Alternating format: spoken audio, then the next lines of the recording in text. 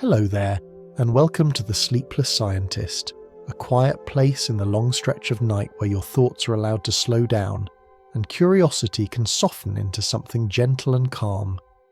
Tonight, our journey drifts into a story that has been whispered for more than a century.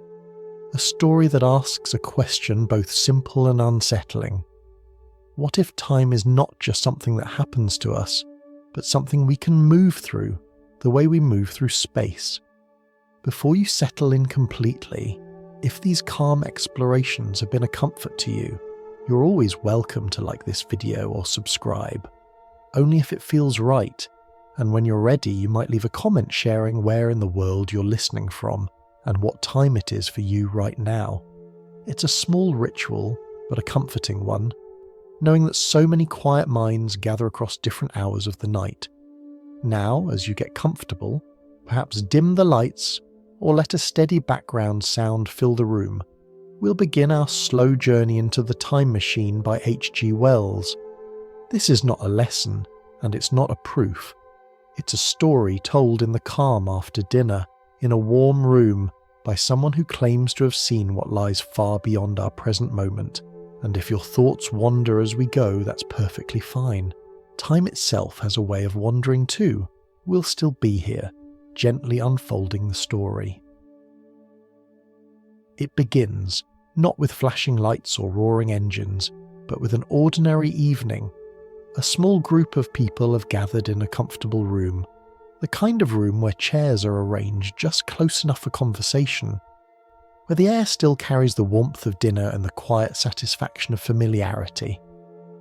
There is a sense of routine here, of minds that are used to discussing ideas without expecting to be truly disturbed by them. The narrator, whose name we never quite need to know, is among the guests. He describes the setting calmly, almost casually, as if nothing remarkable is about to happen. This is important, because the story does not announce itself as extraordinary at first. It eases its way in, the same way a late-night conversation drifts from polite topics into something deeper, before anyone quite notices the shift. At the centre of the gathering is the time traveller. He's not introduced as a magician or a prophet, but as a thinker, a man known for bold ideas and confident explanations. When he speaks, he does so without urgency. There is no drama in his voice, only a quiet certainty, the kind that can be more unsettling than excitement. He begins to talk about time. Most people, he suggests, treat time as something simple and obvious. We imagine it as a straight line, always moving forward, carrying us along whether we like it or not. We remember yesterday, we planned for tomorrow, and we stand, briefly, in what we call the present. It feels natural, unquestionable. But the time traveller invites his listeners to pause and look again. He asks them to think about space first. Length, width, height. These are easy to picture. A line becomes a square becomes a cube. We can move forward and backward, left and right, up and down. Now, he says, imagine that time is another direction, just as real, just as measurable, even if we're not used to moving along it freely. He does not speak in equations or symbols. Instead, he uses images, a shadow on a wall, a flat drawing trying to understand a solid object, a book that exists all at once, even though we can only read one page at a time. The guests listen politely. Some nod, others smile in a way that suggests amusement rather than agreement.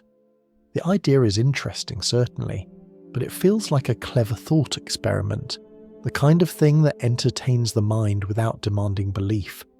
After all, if time were truly a dimension like space, wouldn't someone have found a way to move through it by now? The time traveller seems to sense their hesitation. He does not argue louder or faster. Instead, he leans into the calm of the room, letting the idea settle. He suggests that our inability to move through time may not be proof that it cannot be done, but simply evidence of how limited our tools have been. Just as humans once believed flight was impossible, not because the sky rejected us, but because we lacked the means to rise into it. There is something quietly unsettling in this suggestion. It implies that our understanding of reality is incomplete, not because reality is mysterious, but because we are still learning how to look at it. The narrator notices this shift in atmosphere. The room is still comfortable, but a subtle tension has appeared, like a faint change in air pressure before a storm that never quite arrives. As the conversation continues, the time traveller makes a promise. He claims that his ideas are not just words, not just clever comparisons. He hints that he has built something, a device that demonstrates movement through time in a way that cannot be explained away as metaphor.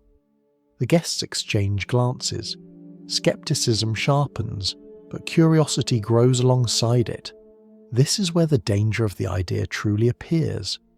If the time traveller is wrong, then this is an entertaining evening, nothing more. But if he is right, then the world is far less stable than anyone in the room has assumed. Time would no longer be a background flow, gently carrying humanity forward. It would be a landscape, vast and unknown, stretching far beyond the present moment. The narrator, even as he listens, does not fully commit to belief. He records the conversation carefully, aware that memory can soften edges and rearrange details. This is not a sworn testimony or a scientific report. It is a story remembered, filtered through one mind, shaped by time itself, and that uncertainty lingers quietly even here at the beginning. As the evening draws on, the time traveller prepares to show them something small, something that will either confirm their doubts or deepen their unease. The room remains warm, the chairs unchanged, the night outside indifferent. Yet something has already shifted. A simple gathering has become the threshold to a much larger question, one that does not demand immediate answers, only attention. And so, without any rush, without any announcement that a great journey is about to begin, the idea settles in the listener's mind. Time may not be what it seems, and once that thought takes hold, it becomes difficult to let go. The conversation does not rush forward. It drifts, as conversations often do when people feel comfortable enough to linger with an idea instead of immediately judging it. The time traveller remains seated, his voice steady, as if he understands that the notion he has introduced needs room to breathe. He does not demand agreement. He simply invites his listeners to imagine. He begins by returning gently to something familiar. Space. Not the distant stars or vast emptiness, but the simple space of a room. Length, width, height. 3 directions we rarely think about because they feel so natural. We move through them without effort. We stretch out our arms, we stand up, we walk across the floor. No one finds this strange. Yet, he suggests, these dimensions were not always obvious to human understanding. They had to be learned, named, and visualized. From there, he asks his listeners to picture something flatter, a line drawn on paper. To that line, the idea of up and down does not exist. Now imagine a square, then imagine a cube. Each step adds a new direction, one that feels impossible until it suddenly becomes clear. His voice never sharpens. He lets these images stack softly, one upon another, like layers of thin glass. Then he turns back to time. We experience it, he says, but we do not move through it freely. We're carried along it. We remember what lies behind us. We anticipate what lies ahead, and we call the brief moment in between now. It feels fixed, unquestionable. But what if this is only habit? What if time is not fundamentally different from space, but simply a direction we have not learned to navigate? To make this less abstract, he offers another image. Think of a book resting on a table, every page exists at once. The beginning, the middle, the ending are all there, bound together. But the reader can only experience one page at a time, turning them in sequence. To the reader, the story unfolds moment by moment. To the book itself, the entire story simply is. The time traveller lets this image linger, knowing it carries more weight than any technical explanation ever could. Some of the guests lean forward. Others remain relaxed, arms crossed, faces thoughtful. No one interrupts. The idea is unsettling, but not frightening. Not yet. If time is like a book, then the future already exists in some form, even if we cannot see it. And if it exists, then perhaps it can be visited. The time traveller is careful here. He does not claim certainty. He does not say that time travel is easy or even practical. He only insists that the idea is not nonsense. He reminds them that movement through space was once limited to walking speed. Then came wheels, then engines, then flight. The limitations were never written into space itself, only into the tools available at the time. There is a quiet shift in the room. Skepticism remains, but it softens. The guests are no longer dismissing the idea outright.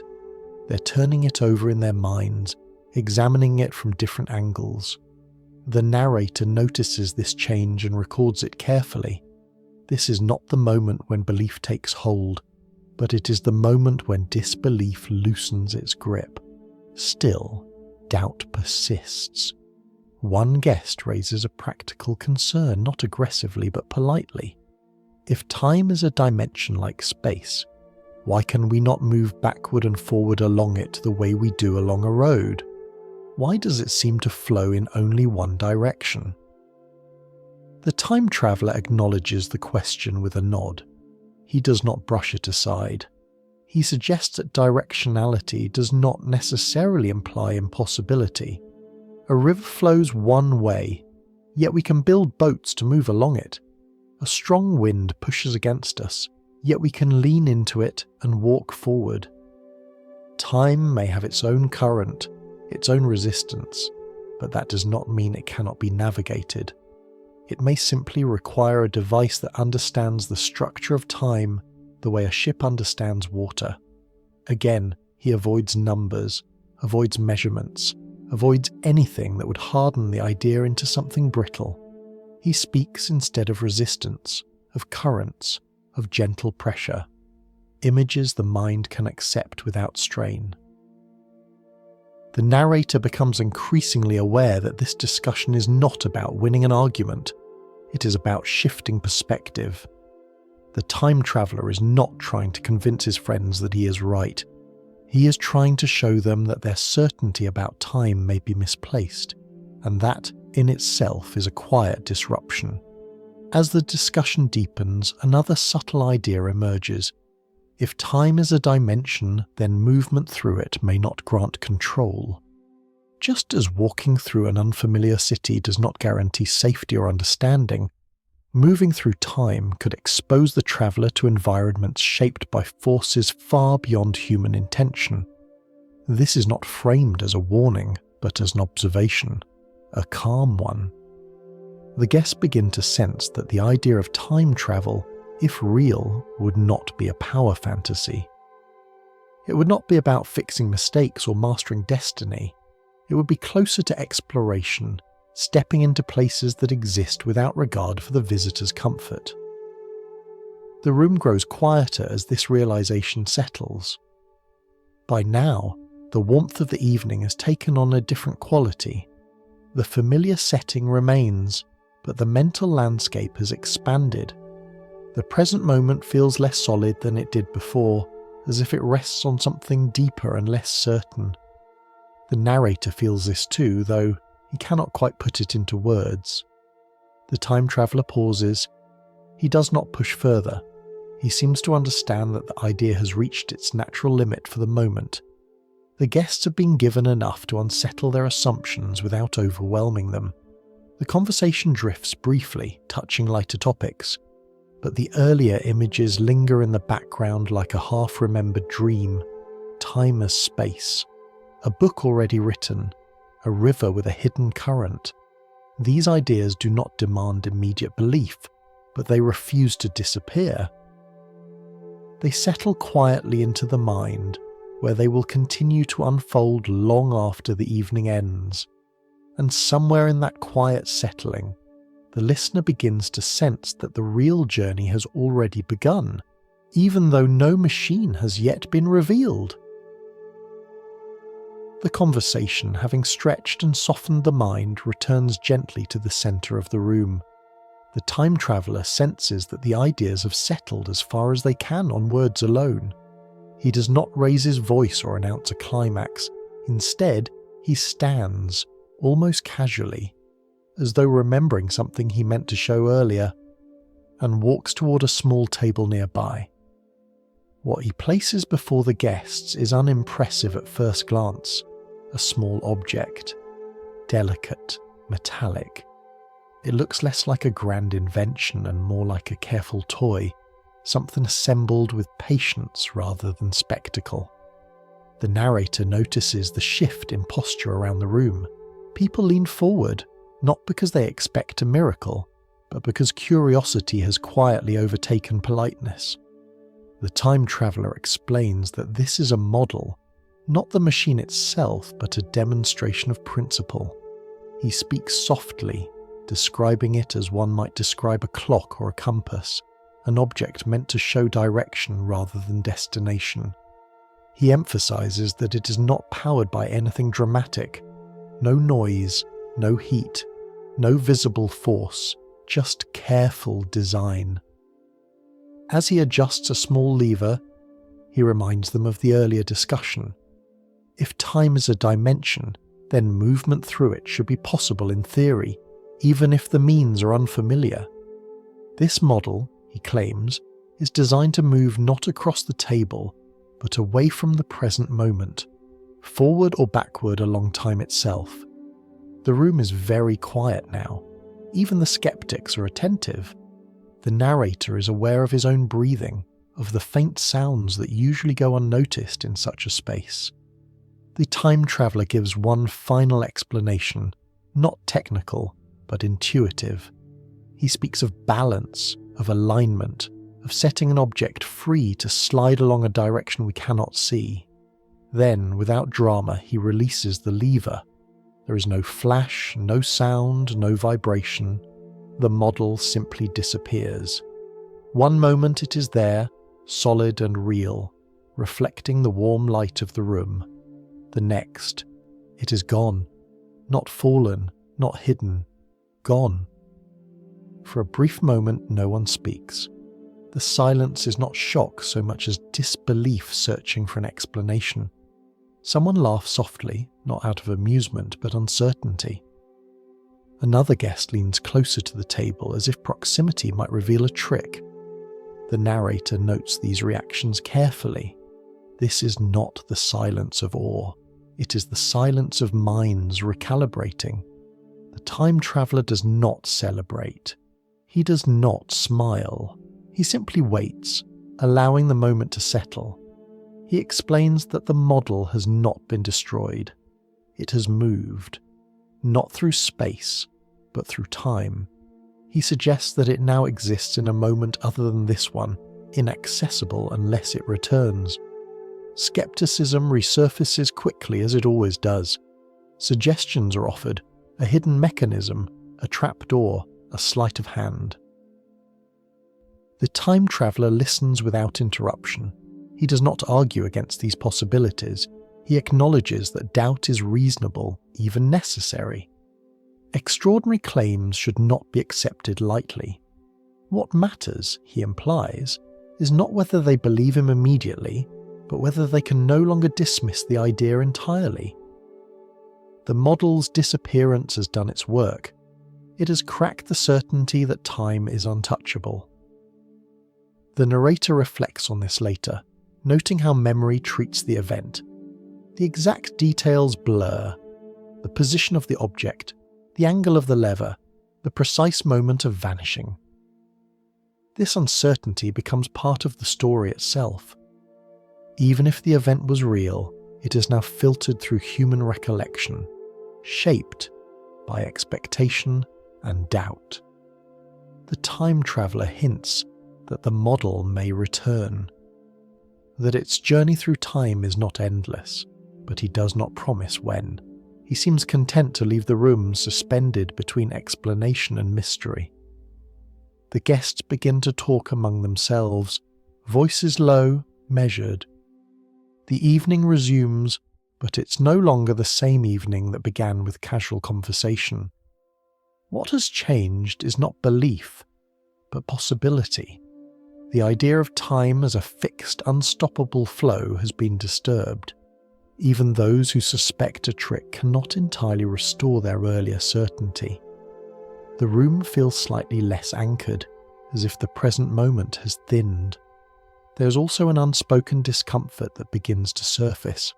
If such movement is possible, then the future is not abstract. It is not a distant concept or a theoretical extension of the present. It is a place, already formed in some way, waiting to be arrived at. This realization carries weight, though no one articulates it aloud. The time traveller eventually brings the evening to a close without fanfare. He thanks his guests, dismisses the model demonstration as preliminary, and suggests that larger proof requires more time. The phrase carries a subtle double meaning, though it goes unremarked in the moment. As the guests depart, the narrator lingers. He senses that what he has witnessed will not resolve itself neatly in memory.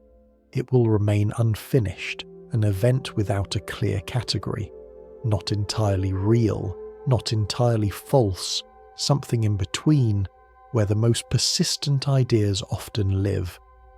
Later, recounting the evening, the narrator is careful not to claim certainty. He does not insist that the model truly travelled through time.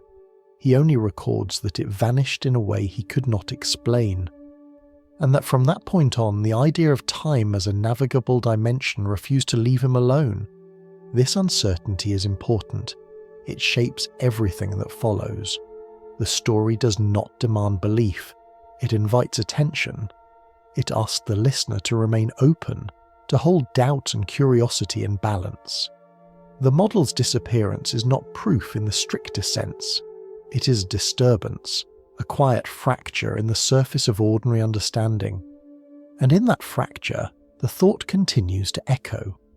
If even a small object can slip away from the present, then perhaps the present is not as solid as it feels. Perhaps it is only one resting place among many, briefly occupied before something or someone moves on. The evening ends, the room empties, the table stands bare, yet the sense of movement lingers, as if time itself has shifted slightly. Just enough to be noticed, but not enough to be understood. The story does not rush forward after the strange disappearance of the model. Time itself seems to slow, as though giving everyone involved a chance to decide what they are willing to believe. Days pass, then more days. Life returns to its familiar rhythm, yet something remains unsettled, like a thought that keeps resurfacing when the room grows quiet. When the narrator is invited back to the time traveller's house, the atmosphere feels different from the first gathering. There's no lively group this time, no gentle debate or polite laughter. The visit feels more private, more deliberate. The house itself seems unchanged, yet the silence carries a new weight, as if it knows what is about to happen. The time traveller appears calmer than before, but also more focused. He does not begin with theory or metaphor. Instead, he leads the narrator into another room. There, partially covered, stands the machine. This is not the delicate model from the dinner table. It is larger, heavier, unmistakably real. Metal curves and rods interlock with careful precision. Levers and dials catch the light. The narrator describes it as something built not to impress, but to endure. It looks like a chair merged with a mechanism, inviting and unsettling at the same time. The time traveller explains that this is the true device. The earlier model was only a proof of concept, a whisper of what could be done. This machine is meant to carry a person, not just an idea. He does not list components or explain mechanics in detail. Instead, he speaks in broad, understandable terms. The machine is designed to shift the traveller's position along time, the way a boat shifts position along a river, not by fighting the water, but by understanding its flow. The narrator listens carefully, aware that this moment marks a turning point. This is no longer an intellectual exercise. The presence of the machine changes everything. Ideas that once felt abstract now carry consequences. What stands out most is the time traveller's tone. He does not sound triumphant. There's no sense of conquest in his voice. Instead, there is a quiet acceptance, as though he understands that once this journey begins, there will be no guarantees. He speaks of risk without drama, acknowledging that the future is not shaped for visitors. It exists on its own terms. This framing is important. Time travel, as he presents it, is not a way to fix mistakes or gather glory. It is closer to exploration in the oldest sense, a willingness to step into the unknown without expecting the unknown to welcome you. As the narrator observes the machine, he becomes aware of his own conflicting reactions. Fascination pulls him closer, while caution urges distance. The chair looks solid enough, the controls understandable enough, yet the destination is completely undefined. To sit in that seat would be to surrender the comfort of the present moment. The time traveller addresses this hesitation gently. He does not ask the narrator to join him. He does not seek validation or companionship. This is a journey he intends to take alone. That choice too is telling. Whatever lies ahead is not meant to be witnessed by a crowd. Before preparing the machine, he speaks one last time about time itself. He reminds the narrator that movement through time does not mean command over it. Just as stepping onto a moving walkway carries you forward whether you wish it or not, stepping into the machine means accepting that events will unfold beyond your control. You may observe, you may react, but you cannot stop the flow. This idea softens the machine's presence. It is no longer a symbol of power. It becomes a vessel of vulnerability. The narrator notes how ordinary the moment feels despite its significance. There is no dramatic farewell, no ceremonial countdown. The time traveller checks the machine with the quiet focus of someone preparing for a long journey, not someone seeking attention. The simplicity of his movements makes the situation feel more real, not less. As the machine is readied, the narrator senses a subtle shift in his own perception of time. The present moment feels stretched, fragile. He becomes aware that once the time traveller activates the device, the familiar sequence of moments they share will end. Whatever happens next will not include him. This awareness brings a strange mixture of relief and loss. Relief at remaining anchored in the present, loss at knowing that something extraordinary is about to occur without him. The time traveller sits in the machine. He pauses, not out of fear, but contemplation. This pause feels important. It suggests that the decision to travel through time is not impulsive. It is the result of long thought, careful preparation, and a quiet acceptance of uncertainty. He speaks briefly, not to explain, but to acknowledge what is at stake. He knows he may not return. He knows that if he does, he may not be believed. Yet the pull of the unknown outweighs these concerns. The future, whatever it holds, is already there, and that to him is reason enough to go. When the machine activates, there is no explosion or spectacle. The narrator describes a sensation more than an event, a subtle vibration, a blurring of outlines. The time traveller seems to lose definition, as if his presence is thinning rather than moving away. Then, almost gently, he is gone. The room is suddenly empty. The machine, the man, the possibility they represented, all removed from the present in a single quiet moment. The narrator stands alone, unsure how much time has passed. Seconds feel longer than they should. The air feels slightly altered, as though something essential has slipped out of alignment. In the aftermath, there is no immediate revelation, only absence. The choice has been made, the journey has begun. The present continues forward, indifferent and unchanged, while somewhere beyond it, a single human consciousness moves along a direction few have ever considered real.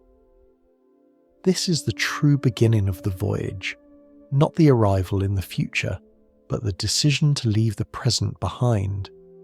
A decision marked not by certainty, but by calm resolve and the acceptance that time once entered does not promise safe passage. The sensation of departure does not arrive as a sharp break. There is no sudden shock to announce that the present has been left behind. Instead, the time traveller experiences a gradual loosening, as though the world around him has begun to slide out of focus while he remains strangely still. He is seated, yet he feels as if he is moving, not through space, but through something deeper and less familiar. At first, the room remains visible.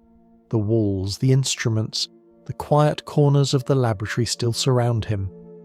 But almost immediately they begin to shift.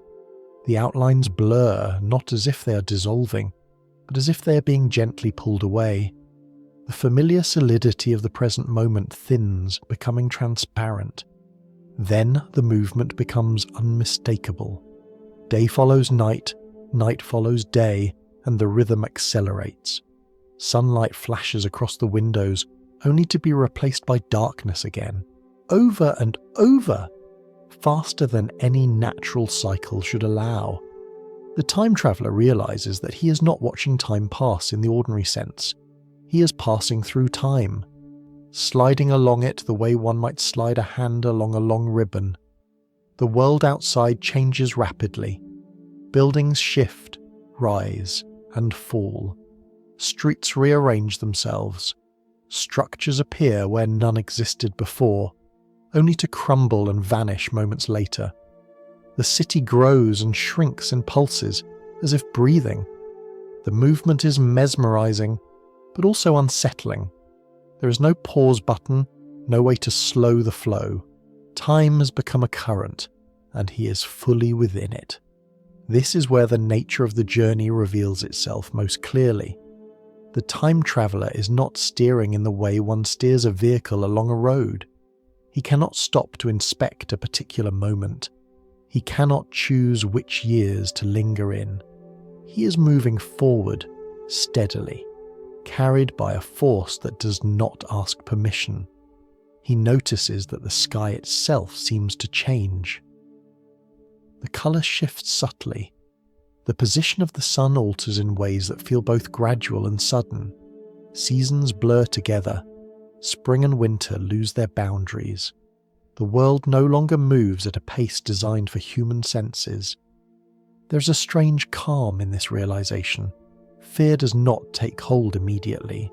Instead, there is a growing sense of smallness.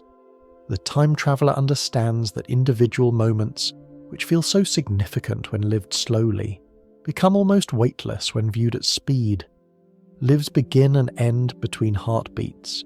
Empires rise and vanish in the time it takes to exhale. He thinks of ordinary experiences now transformed by this new perspective. A single afternoon, once filled with details and distractions, shrinks into a flicker. A lifetime becomes a brief shimmer in a vast flow. Time, which once felt personal and intimate, now reveals its indifference. As the speed increases, the details of human activity fade. The traveller can no longer distinguish individual people or events. Instead, he sees patterns, growth, decline, repetition. Cities expand, then hollow out. Technology appears, becomes more complex, then simplifies or disappears. The surface of the world rearranges itself again and again, guided by forces larger than intention. There is no sound to accompany this passage, no rushing wind, no mechanical roar. The silence makes the movement feel even more profound. It is as if the universe itself is holding its breath, while the traveller slips through its layers. At moments, the time traveller feels disoriented.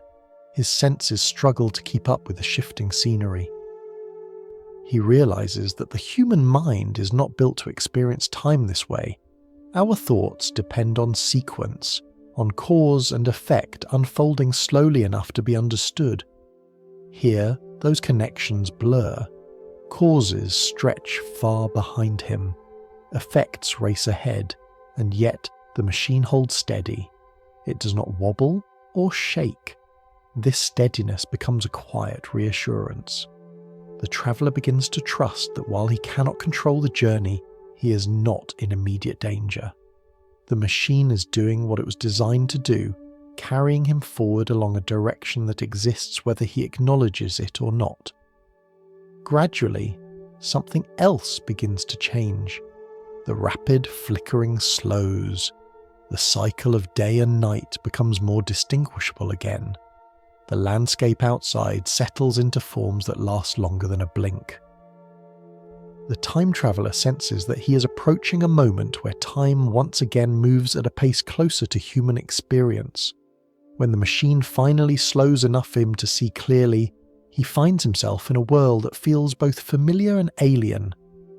The buildings are different. The architecture is simpler, smoother, less burdened by ornament. There is a sense of openness, of space reclaimed from earlier complexity. Nature seems closer, less confined. He brings the machine to a stop, not with a dramatic gesture, but with careful restraint. The movement ceases. Time resumes its usual rhythm. The present, or something like it, settles around him. The silence is striking. No engines, no crowds, no signs of urgency. The air feels warm and calm. The world does not rush to greet him.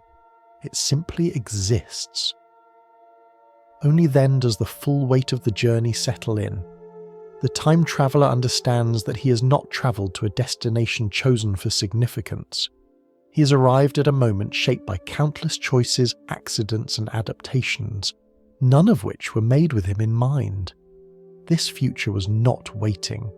It was simply there. He steps out of the machine carefully, aware that the ground beneath him represents an immense distance from the life he left behind. The grass, the light, the silence all feel real, yet distant, as if separated by more than years. In this moment, time no longer feels like an abstract idea. It feels like a vast landscape, stretching endlessly behind and ahead. And he, for the first time, feels like a visitor moving through it, rather than a resident carried along by its flow. The journey through time has stripped away the illusion of control. What remains is observation, humility, and a quiet readiness to face whatever this distant future chooses to reveal. When the motion finally settles, it does so quietly, as though time itself has decided to rest. The time traveller remains seated for a moment, letting his senses recalibrate. After the rushing blur of years and centuries, stillness feels almost unreal. The world around him does not announce its presence with noise or spectacle. It simply waits. He steps down from the machine and stands on solid ground. The air is warm and clean, carrying a softness that feels unfamiliar after the sharp edges of the present he left behind. Light spreads evenly across the landscape, without the harsh contrasts of shadow he remembers. It is not the brightness of noon, nor the gold of evening, but something balanced and calm, as if the sun itself has learnt restraint. The first thing he notices is the silence, not an empty silence, but a gentle one, like the pause between breaths. There are no engines humming in the distance, no voices raised in urgency. Instead, there is the faint sound of wind moving through leaves and the subtle rustle of life continuing at its own pace. The world does not seem to notice him. This too is unsettling in its own way. As he begins to walk, the landscape reveals itself more clearly. Low structures rise from the ground, smooth and pale, shaped with a simplicity that suggests both intention and neglect. They are not ruins in the dramatic sense. They have not collapsed or been violently destroyed. Rather, they appear to have been gently worn down by time, softened by long exposure to weather and quiet use. There is vegetation everywhere. Flowers grow freely, not confined to gardens or pathways.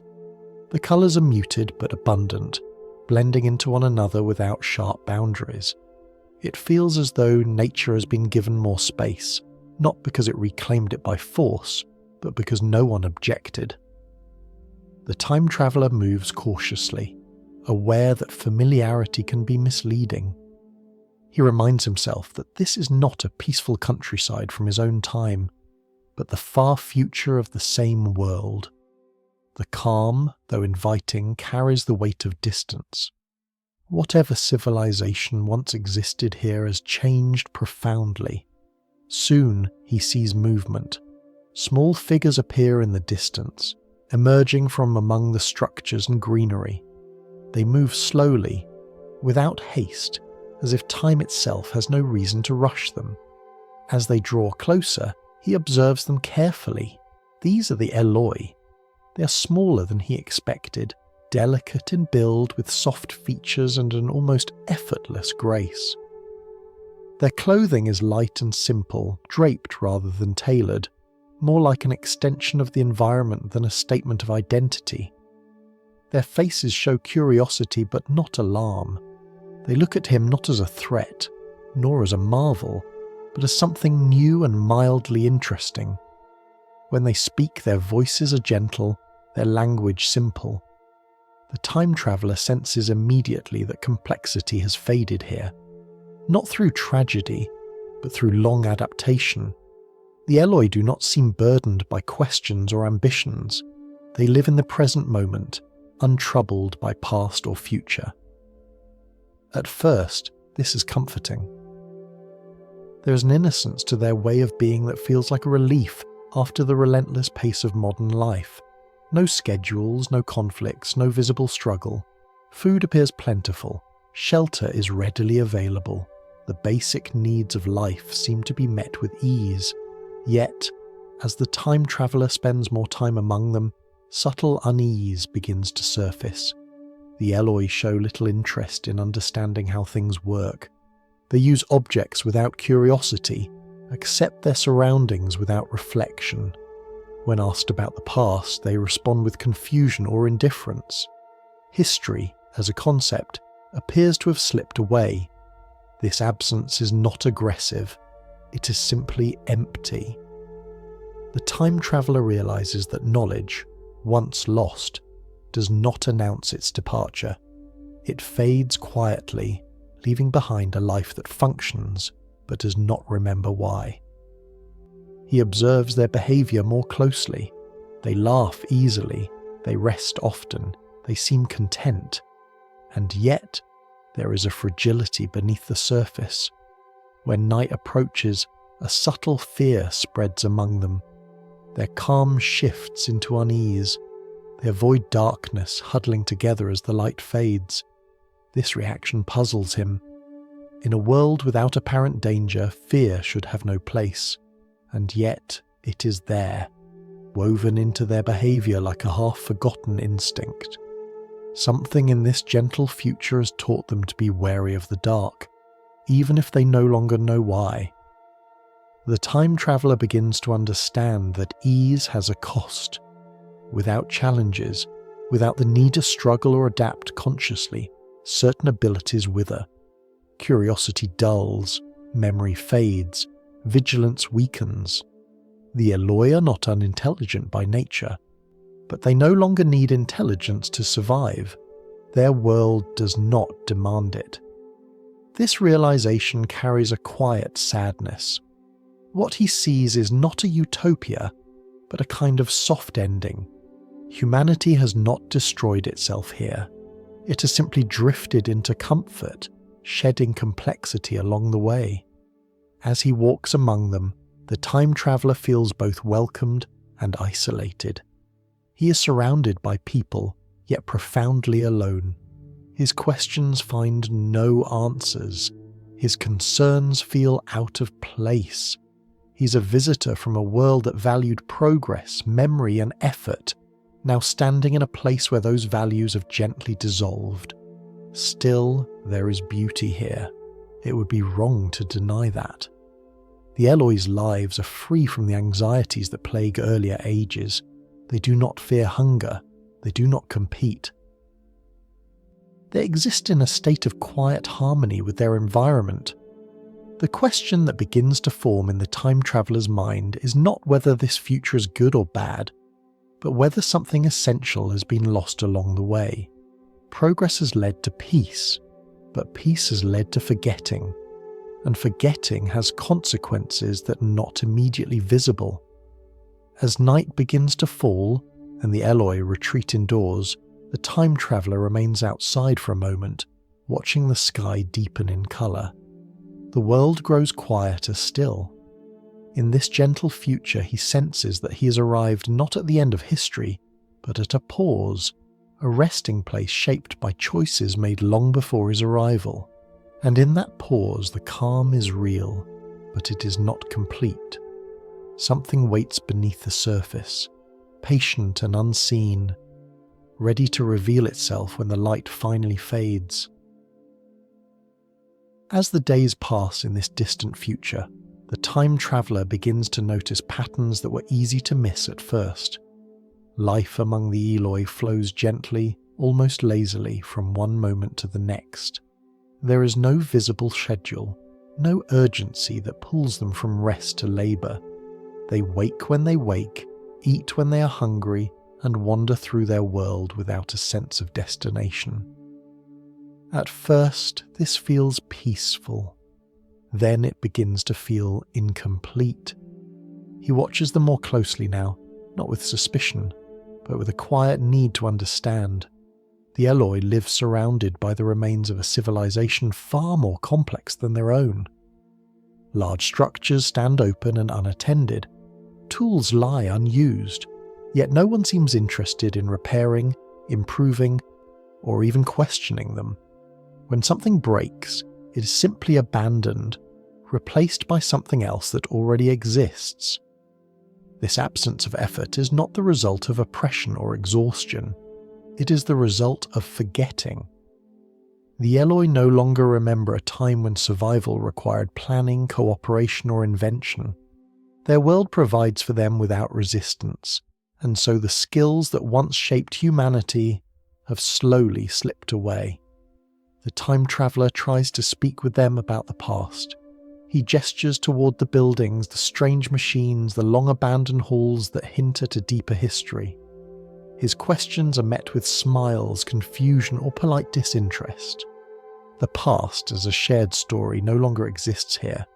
It has faded, not through catastrophe, but through neglect. This realization unsettles him more than ruins ever could. Destruction leaves scars that invite explanation. Forgetting leaves smooth surfaces that hide what was lost. The Eloi are not aware of living at the end of a long chain of cause and effect. They experience only the present moment, and that moment asks nothing of them. He begins to understand that memory is not just a personal ability, but a social one. It must be practiced, shared, and renewed. Without effort, memory weakens. Stories go untold, skills go unused. Knowledge becomes unnecessary, and what is unnecessary eventually disappears. In the Eloi, he sees a humanity that has survived by letting go of struggle, letting go of ambition, letting go of complexity. Their bodies have become smaller, lighter, as if shaped by generations of ease.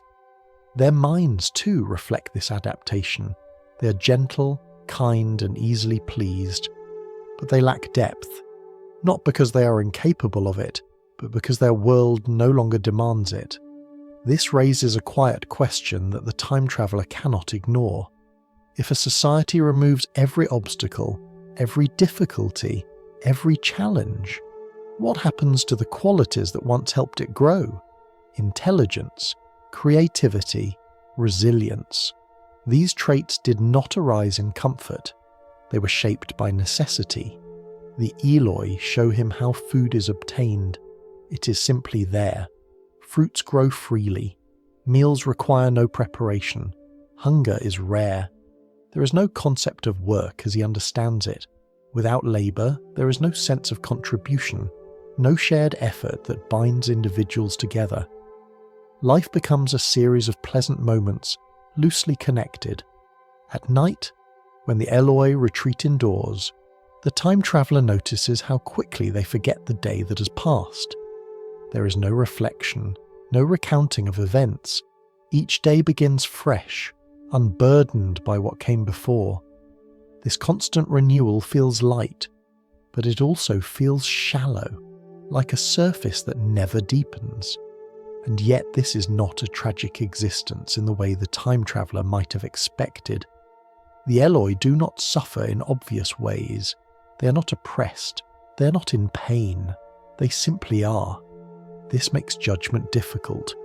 It is easy to criticise a future that is harsh and cruel. It is much harder to critique one that is soft and content.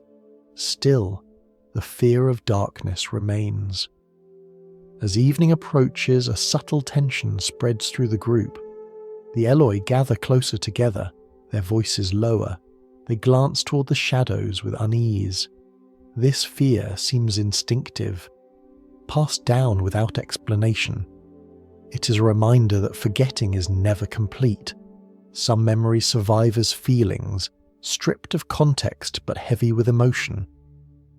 The time traveller senses that this fear is connected to something deeper, something structural in this world. The Eloi may have forgotten labour, history and struggle, but their bodies remember danger. Their comfort has not erased all consequences, only delayed their understanding of them. As he sits among them, listening to their soft laughter fade into nervous silence, the time traveller reflects on his own time, on the constant push to improve, to produce, to remember. Those pressures feel exhausting at present. Yet here, in their absence, something vital is missing. He realises that memory is not merely a record of pain or success. It is a guide. It tells a society why it does what it does. Without it, actions lose meaning. Life continues, but direction disappears. The Eloi represent a future where humanity has chosen ease over effort, comfort over curiosity. It is not an evil choice. It is an understandable one. But it carries a cost that is not immediately visible, a cost paid slowly over generations until no one remembers what was traded away. As the night deepens and the Eloi finally settle into restless sleep, the time traveller remains awake. He watches the stars unchanged by human history and feels the weight of time stretching behind and ahead of him. In this quiet world, the absence of memory speaks louder than any ruin, and with that realization comes a growing sense that this gentle future is only part of the story.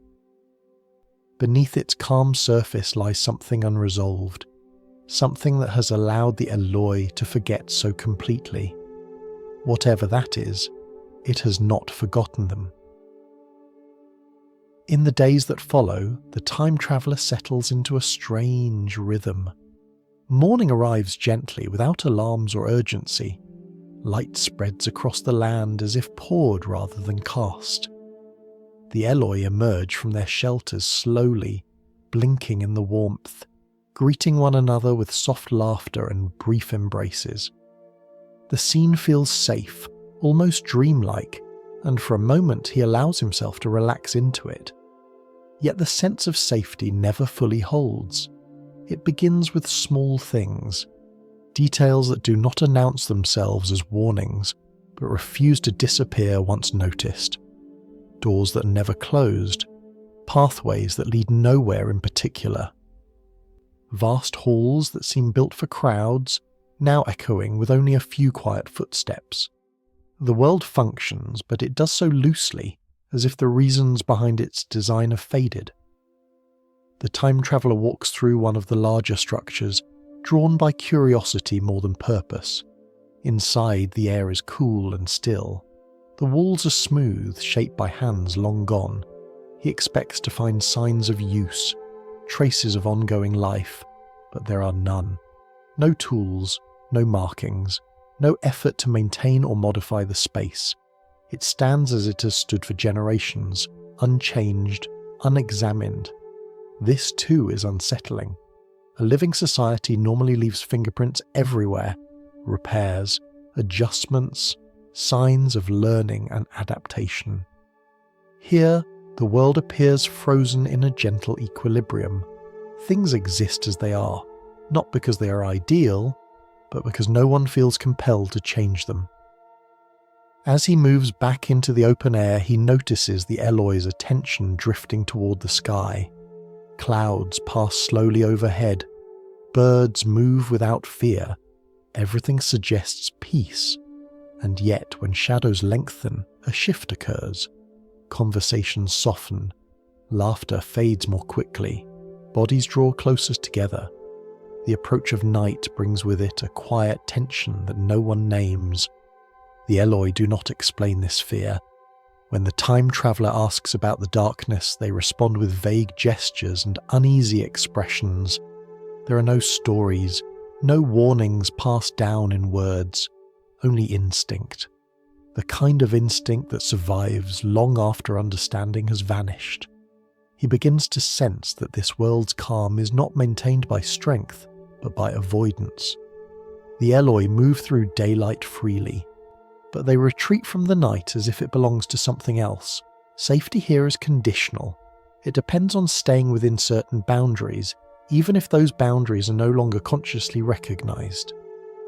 This realization changes the way he sees the landscape. The open fields now feel exposed. The shallow valleys seem less inviting. Even the gentle architecture takes on a different tone. It is not defensive. It is not protective. It is vulnerable. He reflects on how safety functions in his own time. It is rarely absolute. It is created through effort, through systems designed to anticipate danger and respond to it. In this future, those systems appear to be gone. What remains is a habit of retreat, a learned response passed down without explanation. As night falls, the time traveller stays awake, watching. The Eloi retreat indoors quickly, huddling together in shared spaces. Their fear is not dramatic, but it is unmistakable. He notices how little they understand it themselves. Fear, here, has become a feeling without a story. This is perhaps the most troubling aspect of the future so far. Not the loss of technology, or ambition, or memory, but the loss of understanding. The Eloi feel something is wrong, but they do not know what it is or why it matters. They respond, but they cannot explain. In the darkness, the world feels different. Sounds carry farther. The wind seems to move with purpose. The time traveller becomes aware of his own vulnerability. Without the protections of his own time, without knowledge of local dangers, he is as exposed as the Eloi, perhaps more so. He begins to suspect that the peace of this world is not the result of harmony, but of separation, that whatever threatens the Eloi has been pushed out of sight, not eliminated. Comfort, he realizes, often depends on distance. Problems do not disappear, they move elsewhere. This thought lingers as he watches the shadows deepen. The stars appear steady and indifferent. They have witnessed countless civilizations rise and soften, struggle and fade. The time traveller feels a quiet humility in their presence. Whatever humanity becomes, the universe remains unchanged. As he listens to the night, he becomes attuned to faint sounds he cannot immediately identify. A subtle movement beneath the surface of stillness, not loud enough to alarm but persistent enough to register. The Eloi sleep fitfully, stirring at these noises without waking fully. In this moment, the time traveller understands that safety is not merely the absence of visible danger, it is the presence of awareness, preparation, and memory. Remove those, and what remains is a fragile calm, easily disturbed. The gentle future he has arrived in is not a paradise, it is a pause, a temporary balance sustained by habits no one remembers forming. It feels stable only because its deeper tensions have been hidden, buried beneath comfort and time. As dawn approaches, the fear recedes. The Eloi awaken, relieved but unaware of what they have survived. The cycle continues. Daylight restores the illusion of peace, and night quietly erodes it again. The time traveller greets the morning with mixed feelings. He has seen enough to know that this world is not what it seems, yet he lacks the knowledge to understand it fully. The surface offers calm. Beneath it something waits, patient and persistent. And as he watches the Eloi greet the day with carefree smiles, he senses that the truth of this future will not be found in the light, but in the places they refuse to look. It is during one of the quieter afternoons that the time traveller first notices her properly. Until then, the Eloi have blended together in his mind, not as individuals but as a gentle collective. Their faces are friendly but fleeting, their interactions light and interchangeable. This too is part of what unsettles him. In his own time, identity is shaped through roles, struggles, and stories. Here, individuality feels softer, less defined. Weena stands out not because she is extraordinary, but because she hesitates. He sees her near the edge of a shallow river, its surface catching the light in slow, rippling patterns. The Eloi move easily across the stones, laughing as they go, but Weena lingers behind. Her footing slips, and for a brief moment the calm of the scene fractures. The time traveller reacts without thinking. He steps forward, steadying her, helping her back onto solid ground. The moment passes quickly. No one else seems alarmed, yet something has changed. Weena looks at him differently now, not with awe, not with fear, but with recognition. A small bond forms in that instant, quiet and unspoken. The time traveller feels it immediately, and it surprises him. He has come here as an observer, a visitor moving carefully through an unfamiliar future. Attachment was not part of the plan. From that day on, Weena stays close. She follows him through the open fields and into the wide halls, sitting beside him when he rests, watching him with a curiosity that feels deeper than simple interest. She does not ask questions in words, but her presence is constant, attentive. This closeness awakens something the time traveller did not expect to find so far from home: responsibility. In his own time, responsibility is structured. It is shaped by roles, expectations, and shared rules. Here it arises simply because another being has come to depend on him. Weena trusts him instinctively, without analysis or caution. That trust carries weight. He begins to notice how differently he moves now. He walks more slowly. He watches the surroundings more carefully. The future is no longer an abstract landscape to be studied. It is a place where someone he cares about lives. This shift troubles him. He reminds himself that he is not meant to interfere. His purpose was to observe, to understand the shape of humanity's future, not to become part of it. Yet detachment feels increasingly artificial. Knowledge gained at a distance feels incomplete, almost dishonest. Weena embodies this tension. She's gentle, easily frightened, and profoundly vulnerable. Her world has taught her to trust daylight and fear darkness, but it has not taught her how to protect herself.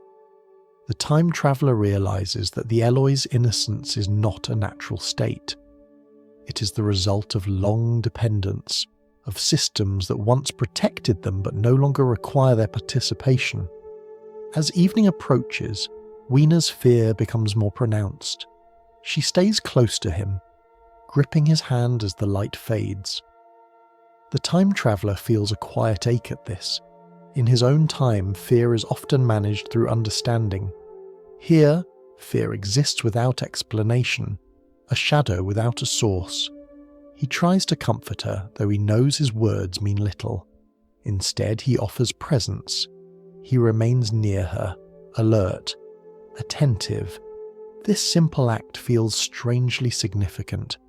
In a world that has forgotten effort, effort itself becomes an anomaly. The time traveller begins to reflect on the role of compassion in human history. It is easy to view progress as a series of inventions and discoveries, harder to recognise that care too has shaped survival. Communities endure not only because they build tools, but because they look after one another. In Weena's quiet dependence, he sees both the strength and the weakness of this future. The Eloi have retained kindness but lost resilience. They can care, but they cannot protect. Their world has removed the need for courage, and with it, the ability to face danger. This realization deepens his unease. Attachment has changed the stakes. What happens to Weena matters now, not as a symbol, but as a person. The future's abstract lessons have taken on emotional weight. As they move through the landscape together, the time traveller becomes more aware of the hidden risks. Shadows stretch longer than before. Certain areas feel wrong, though he cannot explain why. The sense that something watches from beyond the light grows stronger, more persistent. Weena senses this too. Her grip tightens. She does not understand the threat, but her body remembers it. Fear, passed down without explanation, has become her guide. The time traveller struggles with an internal conflict. Part of him wants to retreat, to return to his machine and leave this future behind. Another part cannot imagine abandoning someone who relies on him so completely. Knowledge gained through detachment now feels insufficient. Understanding demands involvement, and involvement carries consequences. He realizes that compassion is not neutral. It alters outcomes. It draws lines where none existed before. By caring for Weena, he has stepped out of the role of observer and into the flow of this world's fragile balance. As night falls once more, he stays awake, keeping watch. Weena sleeps nearby, restless but trusting. The silence feels heavier now, charged with possibility. Whatever lies beneath this world's calm surface feels closer, more immediate. In this moment, the time traveller understands that the most profound discoveries are not always about structure or destiny. Sometimes they emerge from simple human connection, a hand held, a presence maintained, a choice to care even when caring complicates everything. The future he has come to study is no longer distant, it is personal. And with that shift comes both clarity and risk. Compassion has opened a door that cannot easily be closed. The calm of the Eloi's world begins to feel thinner now, like a surface stretched too smoothly across something deeper and unresolved. The time traveller moves through the open spaces with a quieter attention than before, his steps slow, his gaze lingers. He has learned that what matters here does not announce itself loudly. It starts with the ground. He notices circular openings scattered across the landscape, wide enough for a person to descend, their edges worn smooth by long use. Wells. That is what they appear to be. Not holes torn by collapse or erosion, but deliberate structures, placed with intention. Some are hidden among flowers. Others sit openly in the fields, unguarded, as if no one expects them to be questioned. The Eloi pass by these openings without interest. They do not look down. They do not linger. When the time traveller gestures toward one, asking what lies beneath, they respond with vague expressions and quickly guide him away, their unease clear but unspoken. The wells are part of their world, but not part of their understanding. Curiosity pulls him closer. He peers into the darkness of one opening. The light falls away quickly, swallowed by depth. A faint sound drifts upward, almost too subtle to notice at first. A rhythmic hum, not the sound of wind, but something steadier, more deliberate. Machinery. This discovery unsettles him more than any ruin. Machines imply maintenance. Maintenance implies labour. Labour implies intention. Yet the Eloi live as if effort has vanished from the world entirely. The contradiction presses against his thoughts. As he explores further, he finds other signs. Large doors embedded in hillsides. Metal surfaces worn smooth by contact, not neglect. Structures that feel less like remnants of a forgotten past and more like entrances still in use. The world above ground is gentle and idle, but beneath it something continues to work. The idea forms slowly, reluctantly. Civilization did not disappear, it divided. This possibility reframes everything he has seen so far. The Eloi's ease, their lack of curiosity, their dependence on a world that simply provides. These are not random outcomes. They may be the result of a long separation, a gradual sorting of humanity into distinct paths shaped by environment and necessity. The time traveller reflects on the history of his own time. He remembers the growing divide between those who work with their hands and those who live from the labour of others. He recalls how comfort, when sustained by unseen effort, can encourage forgetting. Over generations, that forgetting can become complete. Here, in this distant future, the division appears to have hardened into something biological, not just social. The surface world belongs to the Eloi. Beneath it, another world persists, unseen and unacknowledged. The hum from below continues, steady and patient. It does not sound hurried or aggressive. It sounds functional, as if the world beneath the ground has a purpose that does not require explanation or attention. The time traveller senses the weight of this realization. The Eloi's fear of darkness begins to make sense. Darkness leads downward. Darkness connects to a place they do not understand but instinctively avoid. Their fear is not of night itself, but of what night allows to move unseen. As evening approaches, he notices how the wells seem to change character. In daylight they appear harmless, even decorative, surrounded by flowers and open air. At dusk, their shadows lengthen. Their depths feel closer, more present. The hum below seems slightly louder, though he cannot be sure whether this is real or imagined. He watches the Eloi retreat indoors as night falls, their movements quickening. No one stands guard. No one covers the wells. There is no defence, only avoidance. This too suggests a long-established balance. Whatever happens here at night is not new. It is accepted, even if it is not understood. The time traveller feels a growing unease, not rooted in immediate danger, but in the sense that he is standing at the edge of a system designed to function without him. The surface world and the world below appear to coexist in a quiet, uneasy arrangement. One enjoys comfort, the other sustains it. He wonders how long this arrangement has been in place. Centuries, millennia. Enough time for memory to fade and instincts to take its place. Enough time for humanity to reshape itself in response to division. This thought brings a quiet sadness. The future he is witnessing is not the result of sudden catastrophe. It is the outcome of gradual choices, repeated until they became structure.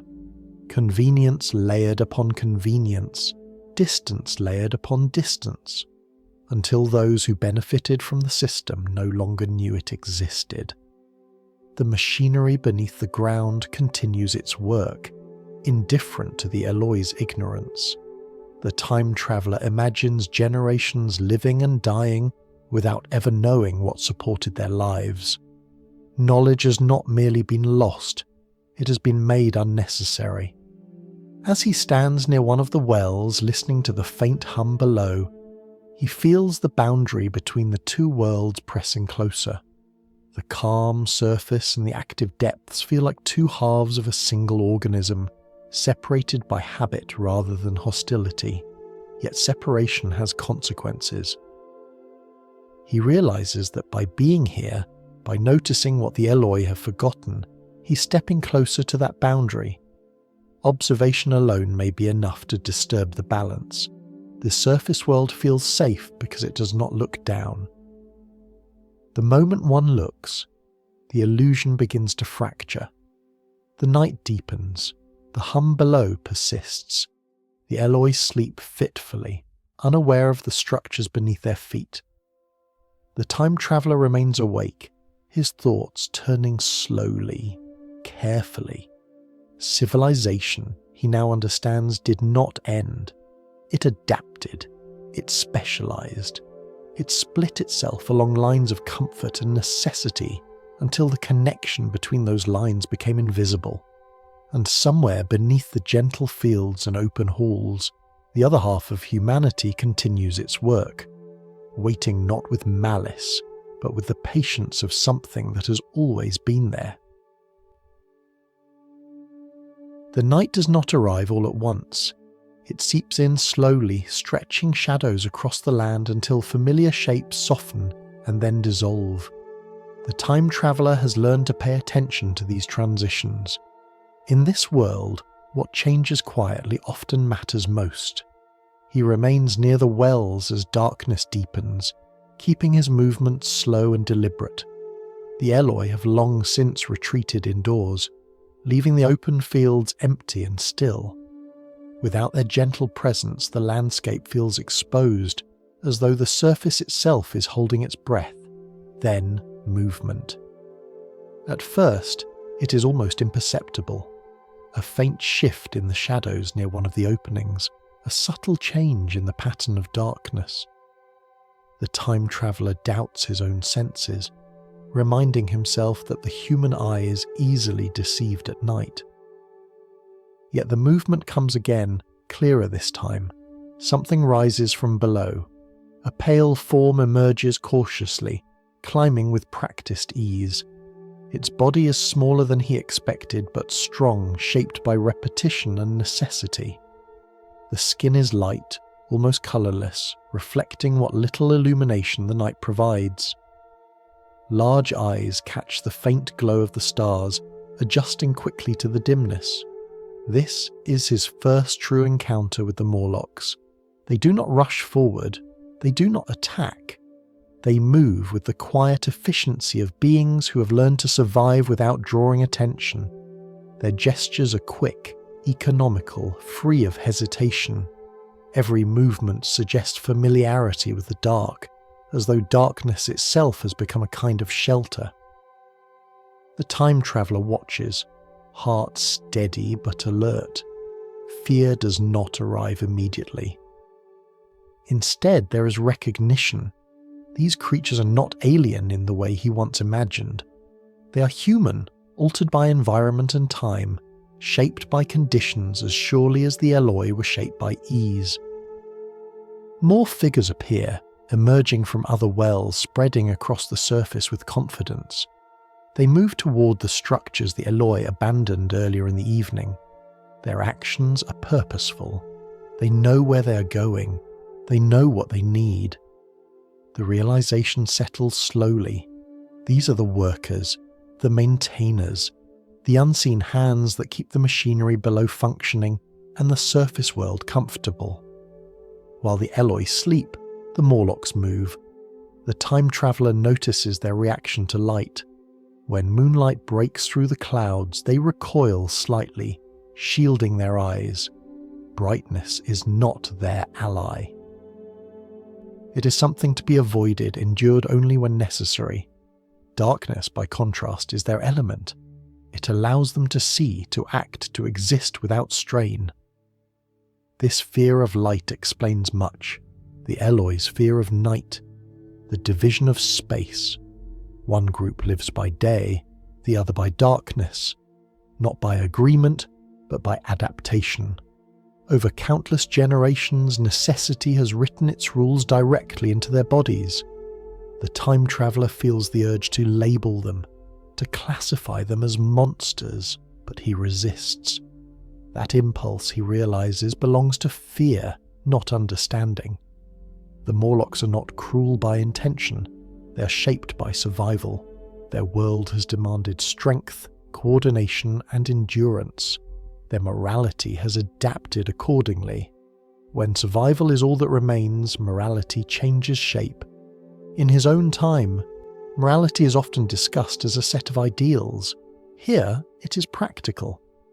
It answers only one question: what must be done to continue? The Morlocks do not debate their actions.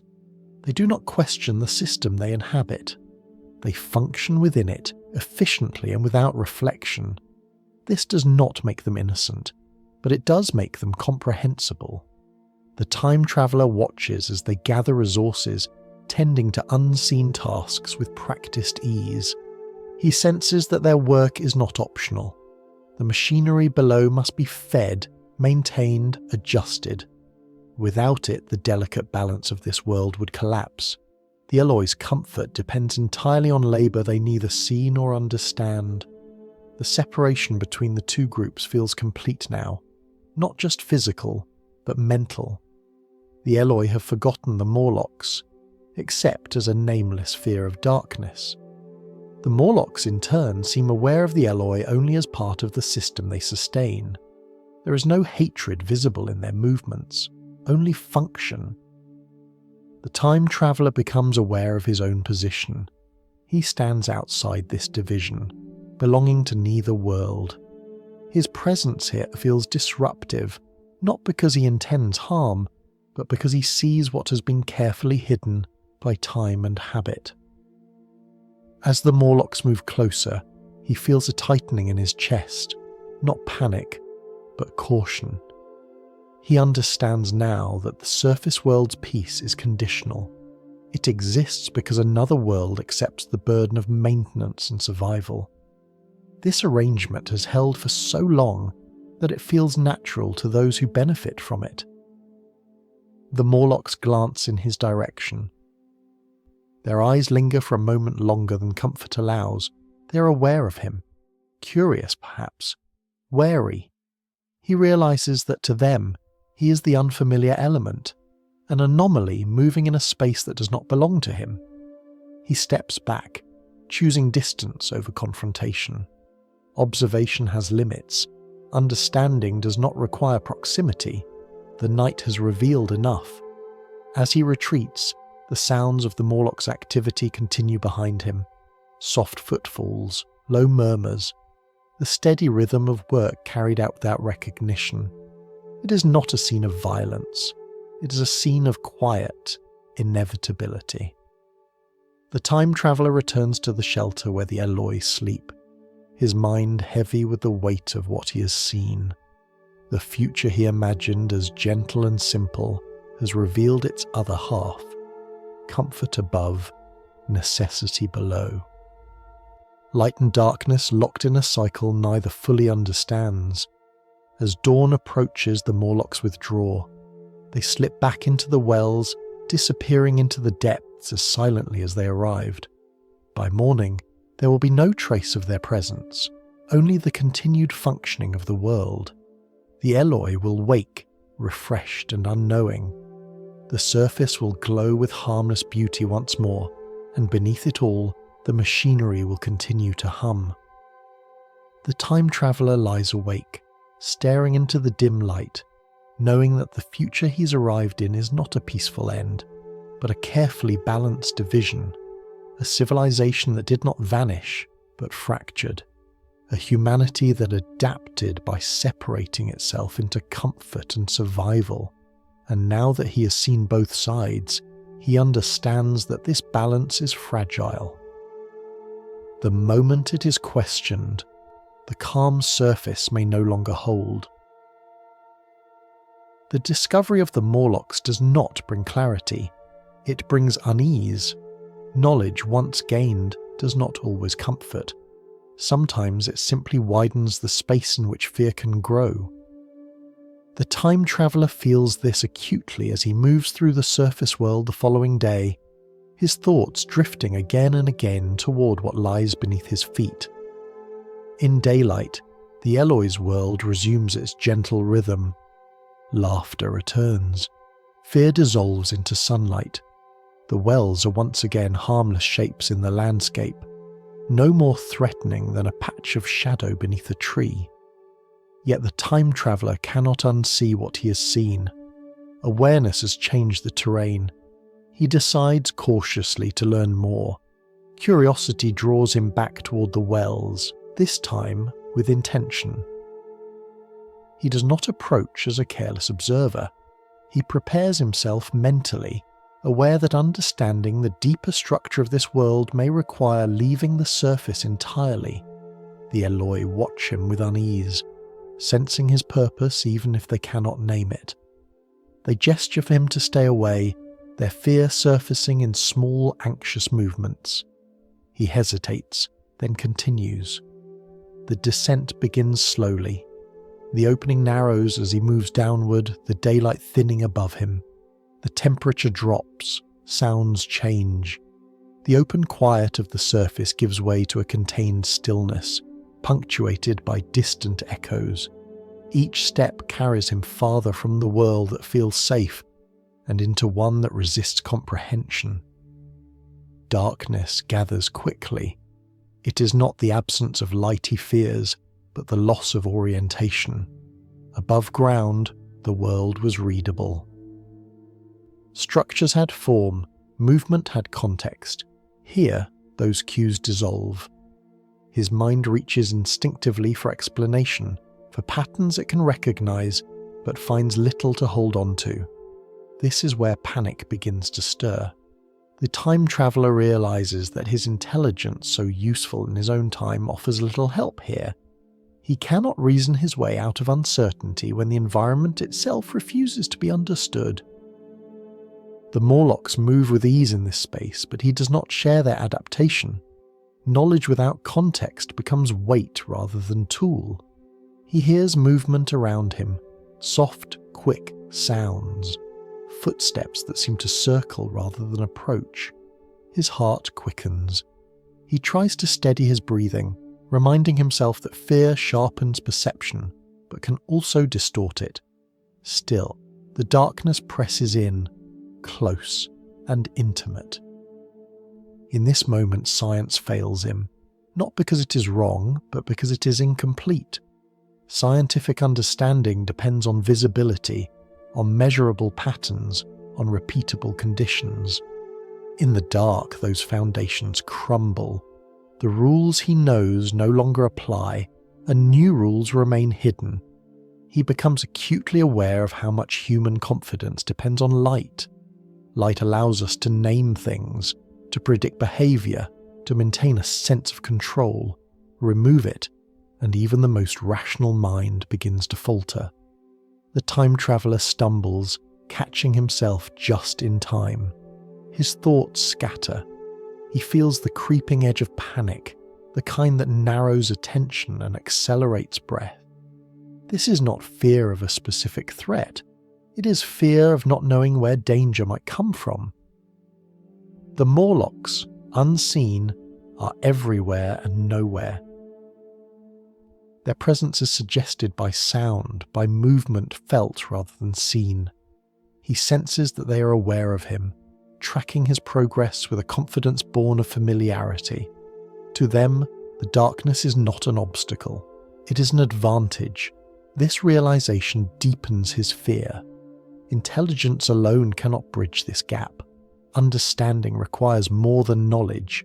It requires adaptation, and adaptation takes time he does not have.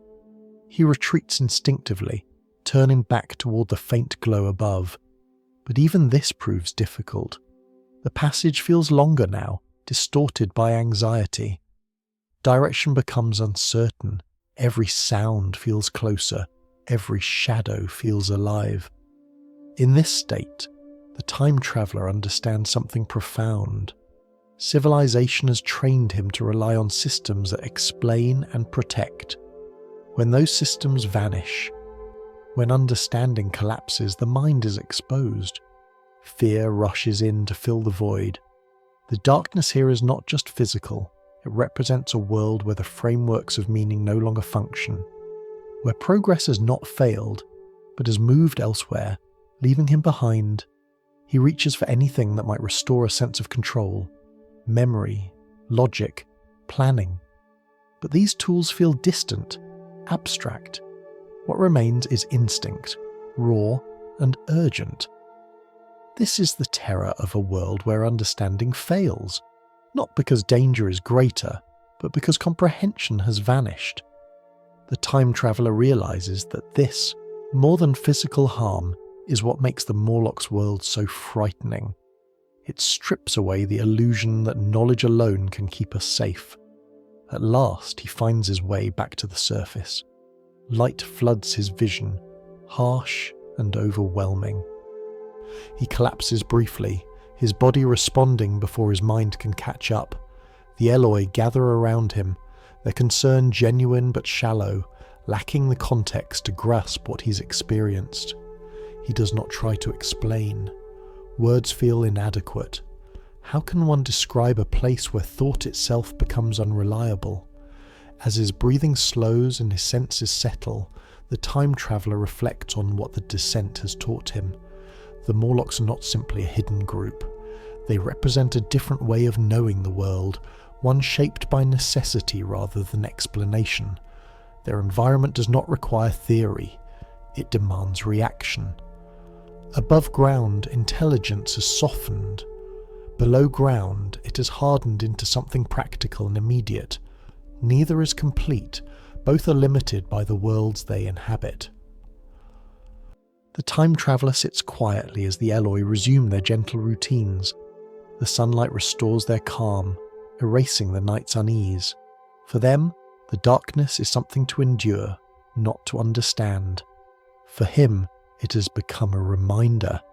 Knowledge is powerful but fragile. It depends on conditions that can disappear.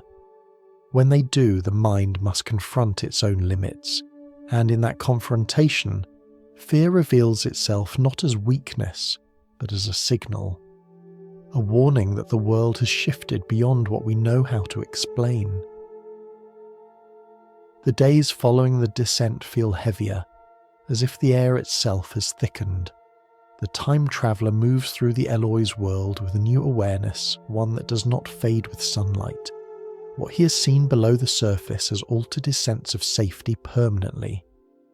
The calm of the daytime no longer convinces him. It feels borrowed, dependent on conditions he now understands too well. Weena senses this change immediately. She stays close, closer than before, as if responding to a shift she cannot name. Her presence grounds him, even as it complicates everything. Each time she looks to him for reassurance, he feels the weight of responsibility settle deeper.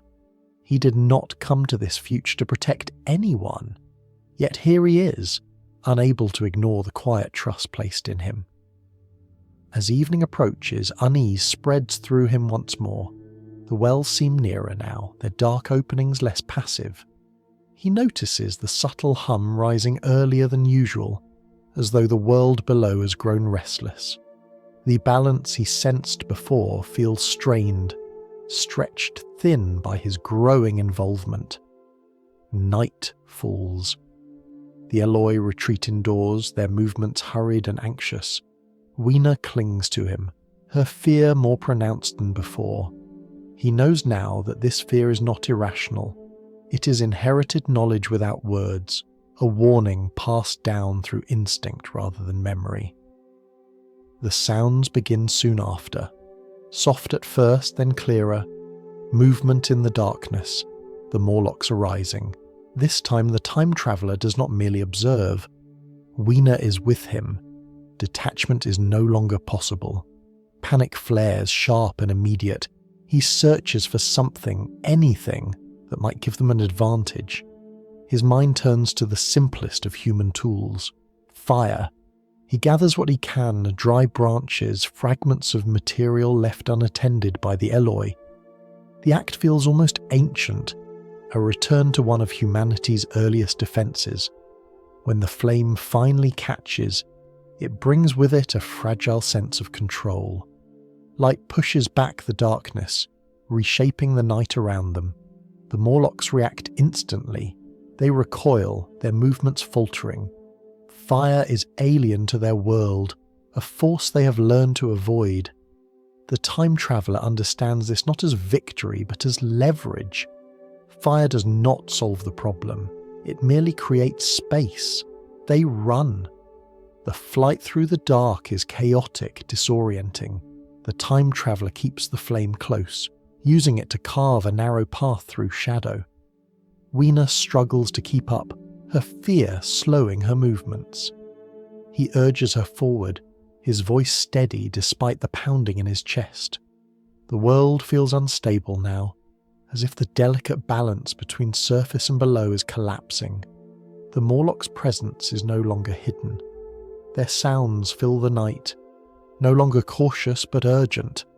The system that kept them apart has been disrupted. In the confusion, disaster strikes. The fire spreads beyond control, catching on dry growth, leaping from branch to branch. Light flares brightly, illuminating the landscape in harsh contrast. What was once gentle and soft becomes sharp and chaotic. The Eloi's world, so carefully sheltered from danger, is suddenly exposed to it. The time traveller realises too late that intervention always carries risk. Tools meant for protection can become instruments of destruction. Fire does not distinguish between defence and harm. It consumes indiscriminately. Amid the chaos, Weena stumbles. The time traveller turns back instinctively, searching for her in the glare and smoke. Panic tightens his chest. He calls her name, his voice breaking through the noise. For a moment he catches sight of her, small and frightened against the brightness. Then she is gone. Whether taken by the Morlocks or lost in the confusion, he cannot tell. The answer doesn't matter. The result is the same. Weena is no longer with him. The realization hits with a quiet force that steals his breath. All his careful observation, all his measured distance has led to this moment. Caring has drawn him into the flow of this world, and now it has cost him something irretrievable. He escapes eventually, driven by instinct more than choice. The fire burns itself out behind him, leaving darkness to reclaim the land. When dawn comes, it reveals a world marked by disruption. The Eloi emerge cautiously, confused and unsettled.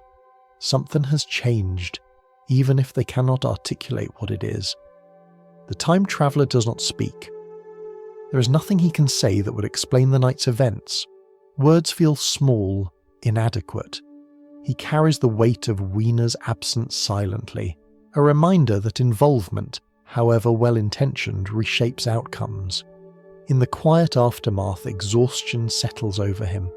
Not just physical, but emotional. The future he has entered no longer feels like a place to study.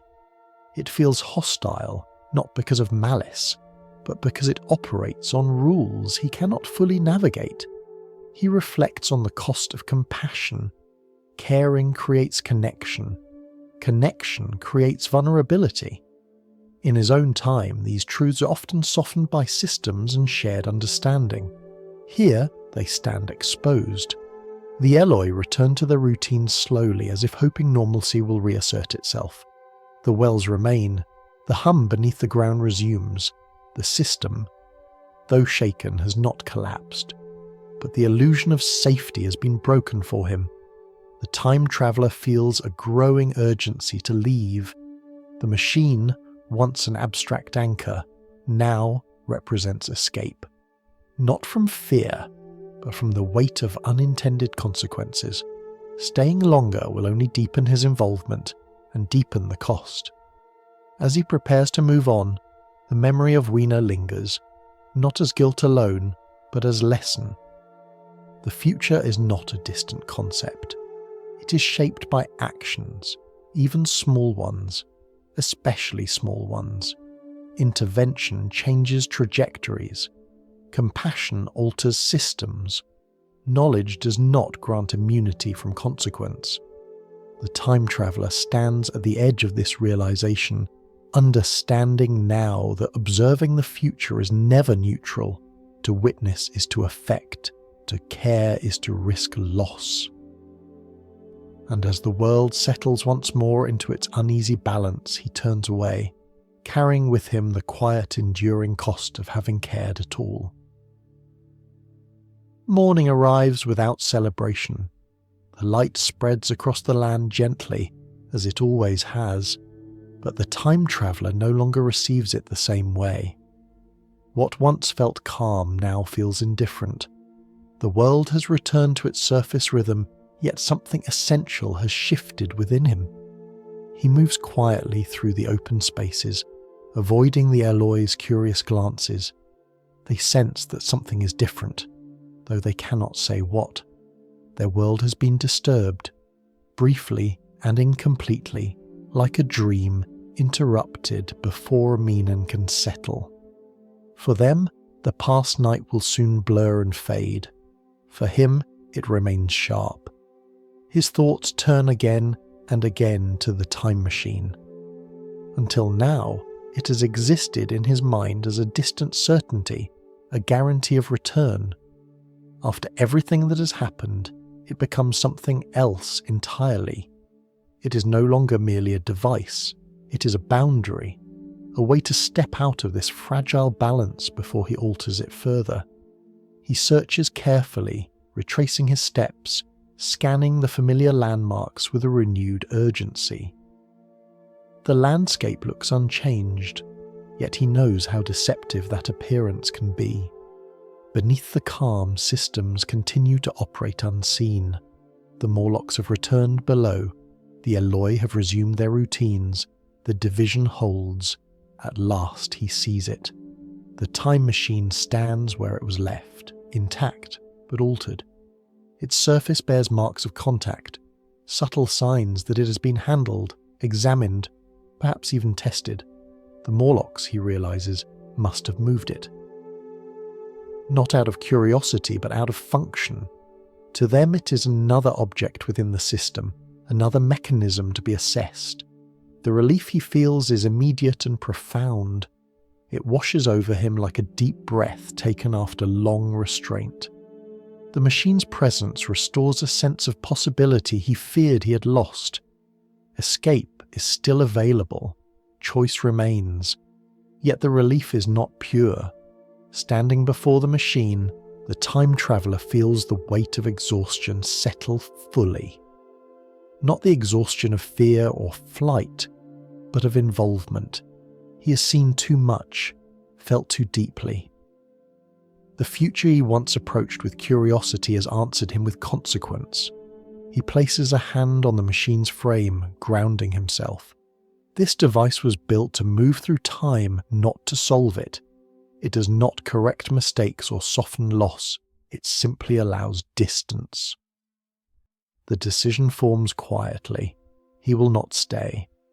This realization carries no triumph. There is no sense of victory in leaving, only a calm acceptance that remaining would not bring clarity, only deeper entanglement. The system he has encountered is stable in its own way, however unsettling. Interfering further would risk unravelling balances he cannot fully understand. The time traveller looks once more at the Eloi's world. In the daylight it appears almost beautiful again. Flowers sway gently, laughter drifts through the air. The fear of night has retreated, tucked away until evening returns. To an unknowing observer, this might look like peace. He knows better now. Peace here is maintained through separation. Comfort rests on unseen labour. Fear survives without explanation. It is a world that functions but does not question itself. He feels a quiet sorrow at this. Not anger, not condemnation, just recognition. This is where certain paths lead, when convenience is allowed to replace awareness, when complexity is gradually shed in favour of ease. As he prepares the machine, another thought emerges. Leaving does not mean returning home immediately. The time traveller has already gone farther than any human before him. The boundaries of time no longer feel fixed. The future he has seen is not an endpoint, but a waypoint. Beyond it lies more time, more change, more answers of a different kind. Staying here would anchor him to one outcome. Moving on allows perspective. He adjusts the machine carefully, his movements slow and deliberate. There is no hurry now. Fear has burned itself out, leaving behind clarity. He understands that knowledge is not something to be gathered endlessly from a single moment. It requires comparison, distance, context. Before activating the machine, he pauses. His thoughts return briefly to Weena, not as a fresh wound, but as a quiet presence. She represents what was lost when observation turned into care.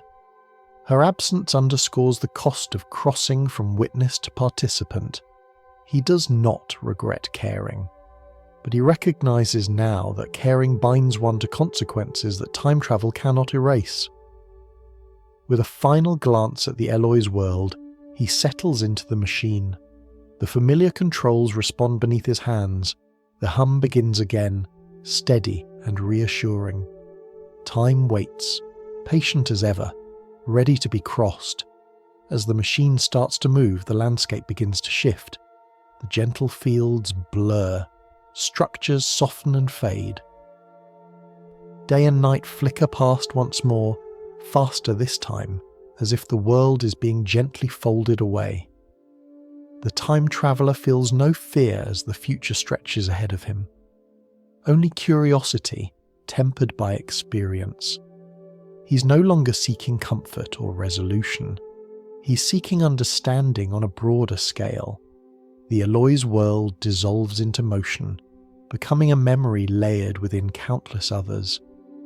The division he witnessed remains behind, one chapter in a much longer story.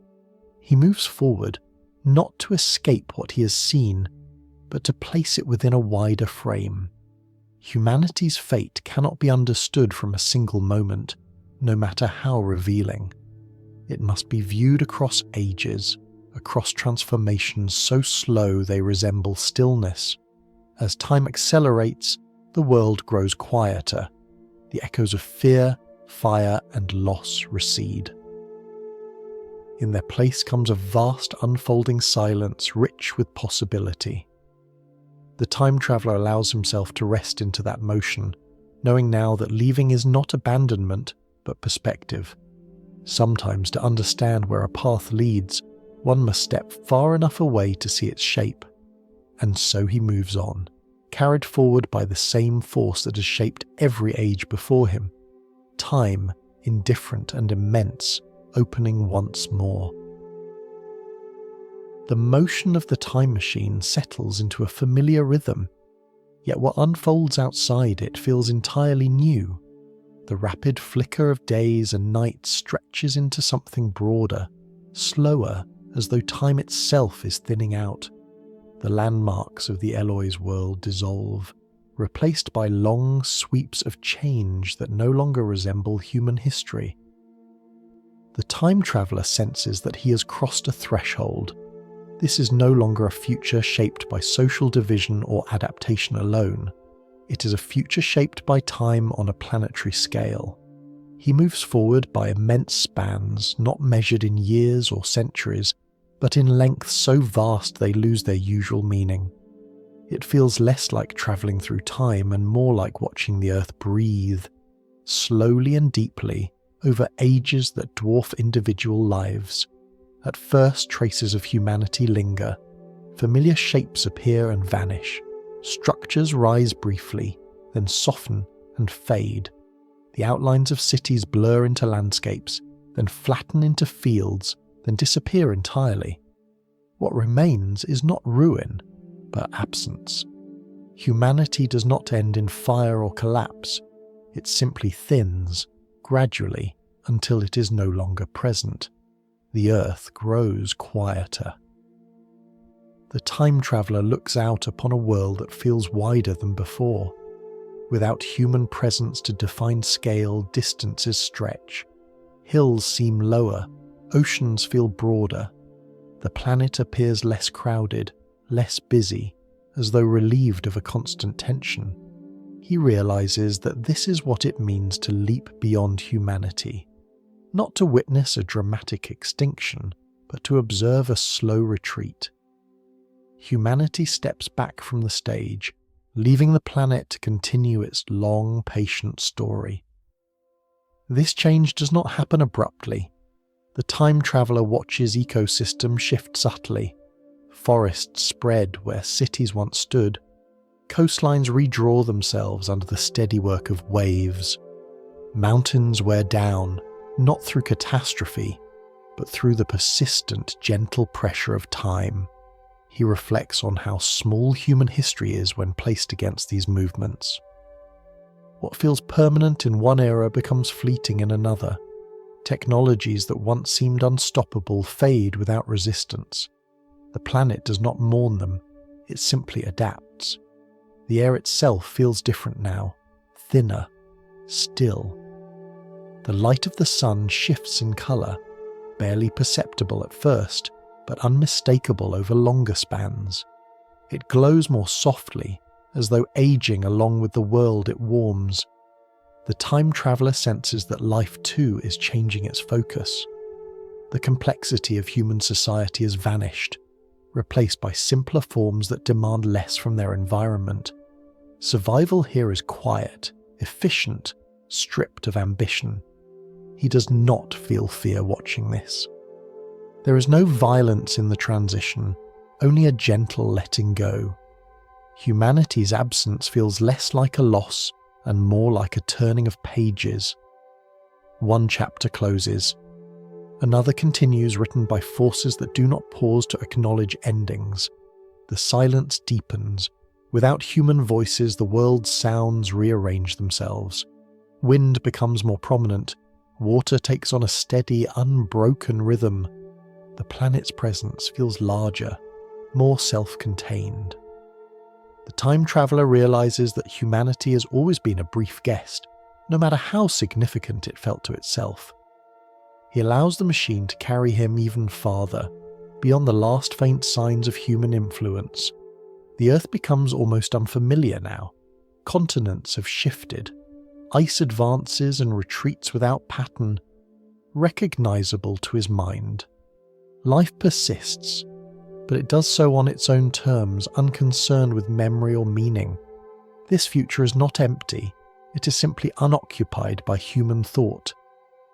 The time traveller reflects on the idea of progress. In his own time, progress is often imagined as a line moving forward, building upon itself endlessly. Here, that idea dissolves.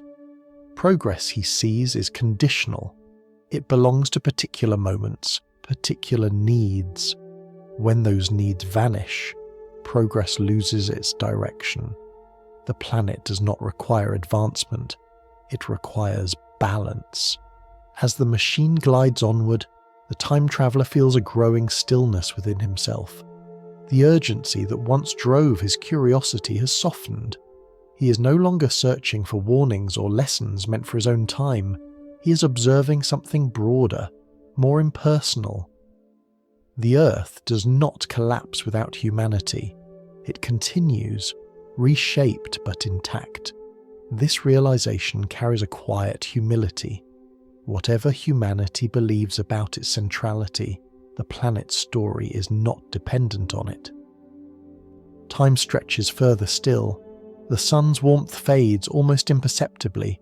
The world cools. The colours of the landscape grow muted, subdued.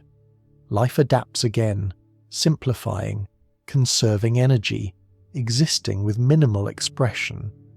The time traveller senses that he is approaching a kind of horizon. Not an edge, but a deepening quiet. The farther he goes, the less there is to observe in terms of change. The earth settles into long phases of stillness, punctuated only by slow, inevitable shifts. In this vast future, the questions that once consumed him feel small. Social structures, moral divisions, even survival itself seems temporary when viewed from this distance. What remains constant is time's patience, its willingness to outlast every form it shapes. The time traveller rests into that patience as the machine carries him forward. He understands now that looking far enough ahead strips meaning down to its simplest form. Existence continues, forms change, silence grows. Humanity, once so loud and urgent, becomes a brief echo within a much longer song. And as that echo fades completely, the earth remains, turning slowly beneath an aging sun, carrying on without hurry, without memory, and without need. The farther the time traveller moves, the less motion he perceives. Change has not stopped, but it has slowed to a pace that feels almost still. Time stretches into long, silent intervals, and the earth seems to settle into itself, as though it is growing tired after a very long journey. The sun hangs lower in the sky now, not in position but in character. Its light has changed. Once bright and energetic, it now glows with a deeper, duller warmth, tinged with red. The time traveller senses this shift intuitively, like recognizing an old fire that no longer burns as fiercely as it once did. The sun is aging just as the earth beneath it is. The world below reflects this quiet decline. Oceans lie still, their surfaces smooth and unbroken, no longer stirred by strong winds or dramatic tides. The water feels heavier somehow, as though movement itself has become an effort. Coastlines are soft and blurred, shaped not by storms but by patience. Land and sea meet without urgency. Life remains, but it has simplified almost beyond recognition. The time traveller observes strange, fragile creatures moving slowly along the shorelines and shallow waters. They do not hurry, they do not compete. Their existence seems reduced to the most basic rhythms: rest, movement, survival. There is no sign of ambition, no evidence of struggle beyond what is absolutely necessary. This is not a violent end.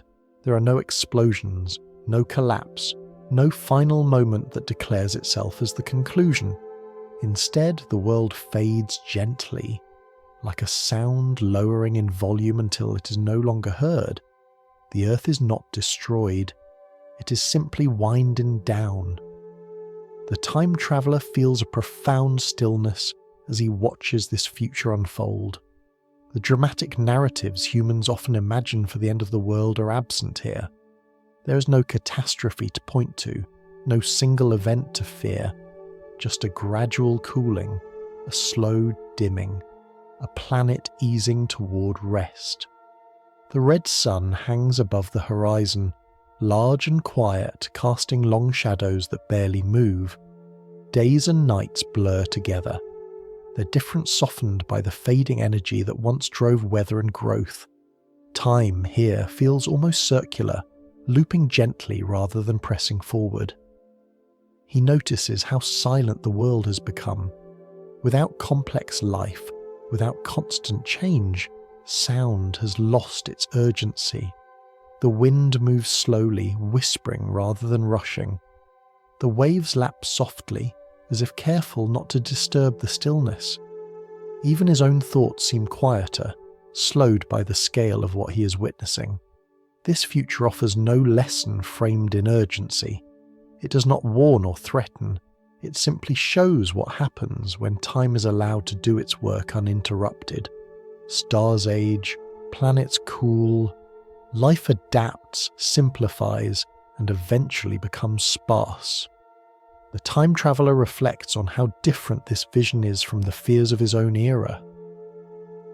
People imagine endings as sudden and dramatic because those are the stories that hold attention. But the universe, he now understands, prefers patience. Its most profound changes happen slowly, quietly, beyond the scale of any single lifetime. The earth beneath the red sun feels ancient, but not tragic. There is a dignity in its stillness. It has carried life for an immeasurable span, hosted countless forms, endured endless change. Now it rests. The time traveller senses that he has reached the edge of relevance, not in distance, but in meaning. Beyond this point, human concerns dissolve completely. Concepts like progress, morality, and purpose lose their footing. What remains is existence stripped of interpretation. He allows the machine to drift a little longer, watching as even these minimal forms of life grow fewer. The shoreline's empty, movement becomes rare. The planet's surface takes on a uniform calm, broken only by slow geological motion. This is the future as emptiness, not explosion. An emptiness that is not frightening, but deeply humbling. It reminds him that endings do not always arrive with force. Sometimes they arrive with silence. The time traveller feels no urge to stay here. There is nothing left to observe in the way he understands observation. The Earth has reached a point where it no longer responds to questions. It simply exists, turning slowly beneath a fading sun.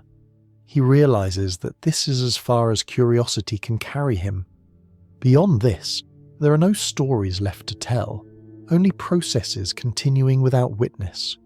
The future stretches on, vast and indifferent, but it no longer speaks. With a quiet sense of closure, he prepares to turn back. The machine responds, reversing its motion gently. Time begins to flow in the opposite direction, slowly at first, then gathering speed. The red sun shrinks and brightens. The still oceans ripple once more. The fragile creatures fade, replaced by earlier forms, then by none at all. As the Earth retraces its steps toward a more active state, the time traveller carries with him the memory of that quiet end. Not as a warning, but as perspective. The universe does not rush. It does not dramatize. It allows things to unfold at their natural pace. This understanding settles over him like a calm acceptance. Whatever humanity becomes, whatever paths it chooses, it exists within a much larger rhythm. A rhythm that does not judge, only continues. As the machine accelerates backward through time, the stillness of the dying Earth lingers in his mind, a reminder that the most profound truths are often the quietest ones. And somewhere far behind him now, beneath a dim red sun, the Earth rests, untroubled by questions, content to simply be. The backward rush through time feels different from the journey forward. Where the future thinned into silence, the past thickens with detail. Motion accelerates, colours sharpen, sound returns in layers. The Earth grows louder, busier, more crowded with events pressing close together. The time traveller grips the controls as centuries unwind beneath him. Ice retreats, forests surge, cities rise and blur. Human history reappears not as a single story, but as overlapping motions, like many conversations happening at once. Time no longer feels vast and patient. It feels urgent. At last, the motion slows. The familiar room reforms around him. Solid walls, lamplight, furniture arranged with intention. The time machine settles into stillness with a soft final hum, as though relieved to have completed its task. For a long moment, the time traveller remains seated, breathing slowly, allowing the present to reclaim him. He has returned. The contrast is overwhelming. After the immense quiet of the far future, The present feels crowded with intention. Every object carries purpose. Every sound suggests urgency. Even stillness here feels temporary, like a pause before movement resumes. Soon, the others arrive. The same group that once listened politely to theories now gathers again, curious, skeptical, unaware of how much has passed for the man before them. To them, he's been gone only briefly. To him, ages have unfolded. He begins to speak. He does not present equations or diagrams. He does not attempt to explain time as a structure or dimension in technical terms. Instead, he tells a story. He speaks of gentle worlds and hidden labour, of humanity dividing slowly, not through conflict but through comfort, of darkness where understanding fails, and of silence that waits beyond all ambition. As he speaks, he watches their faces. Some listen with fascination. Others smile politely, treating his words as imaginative speculation.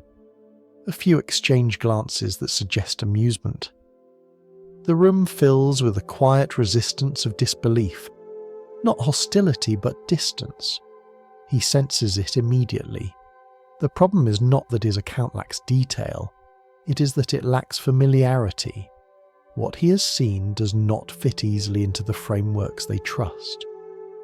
It does not align with the progress narratives of their time. It does not promise triumph or disaster in ways they recognize.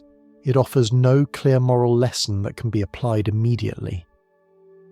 The time traveller understands then that proof is not always enough. He produces small objects he has brought back, fragile things, flowers from the Eloi's world, dried and delicate, evidence that time travel occurred, at least in some form. The guests examine them closely, intrigued but unconvinced. Exotic artifacts can be explained away. Curiosities do not overturn assumptions. Truth, he realizes, matters less here than comfort. The idea that humanity's future might be shaped by ease rather than catastrophe unsettles them. It does not inspire fear or excitement. It inspires quiet resistance. The present prefers futures that can be argued against, not ones that reflect its own habits too closely. The time traveller does not argue. He has learned the limits of persuasion.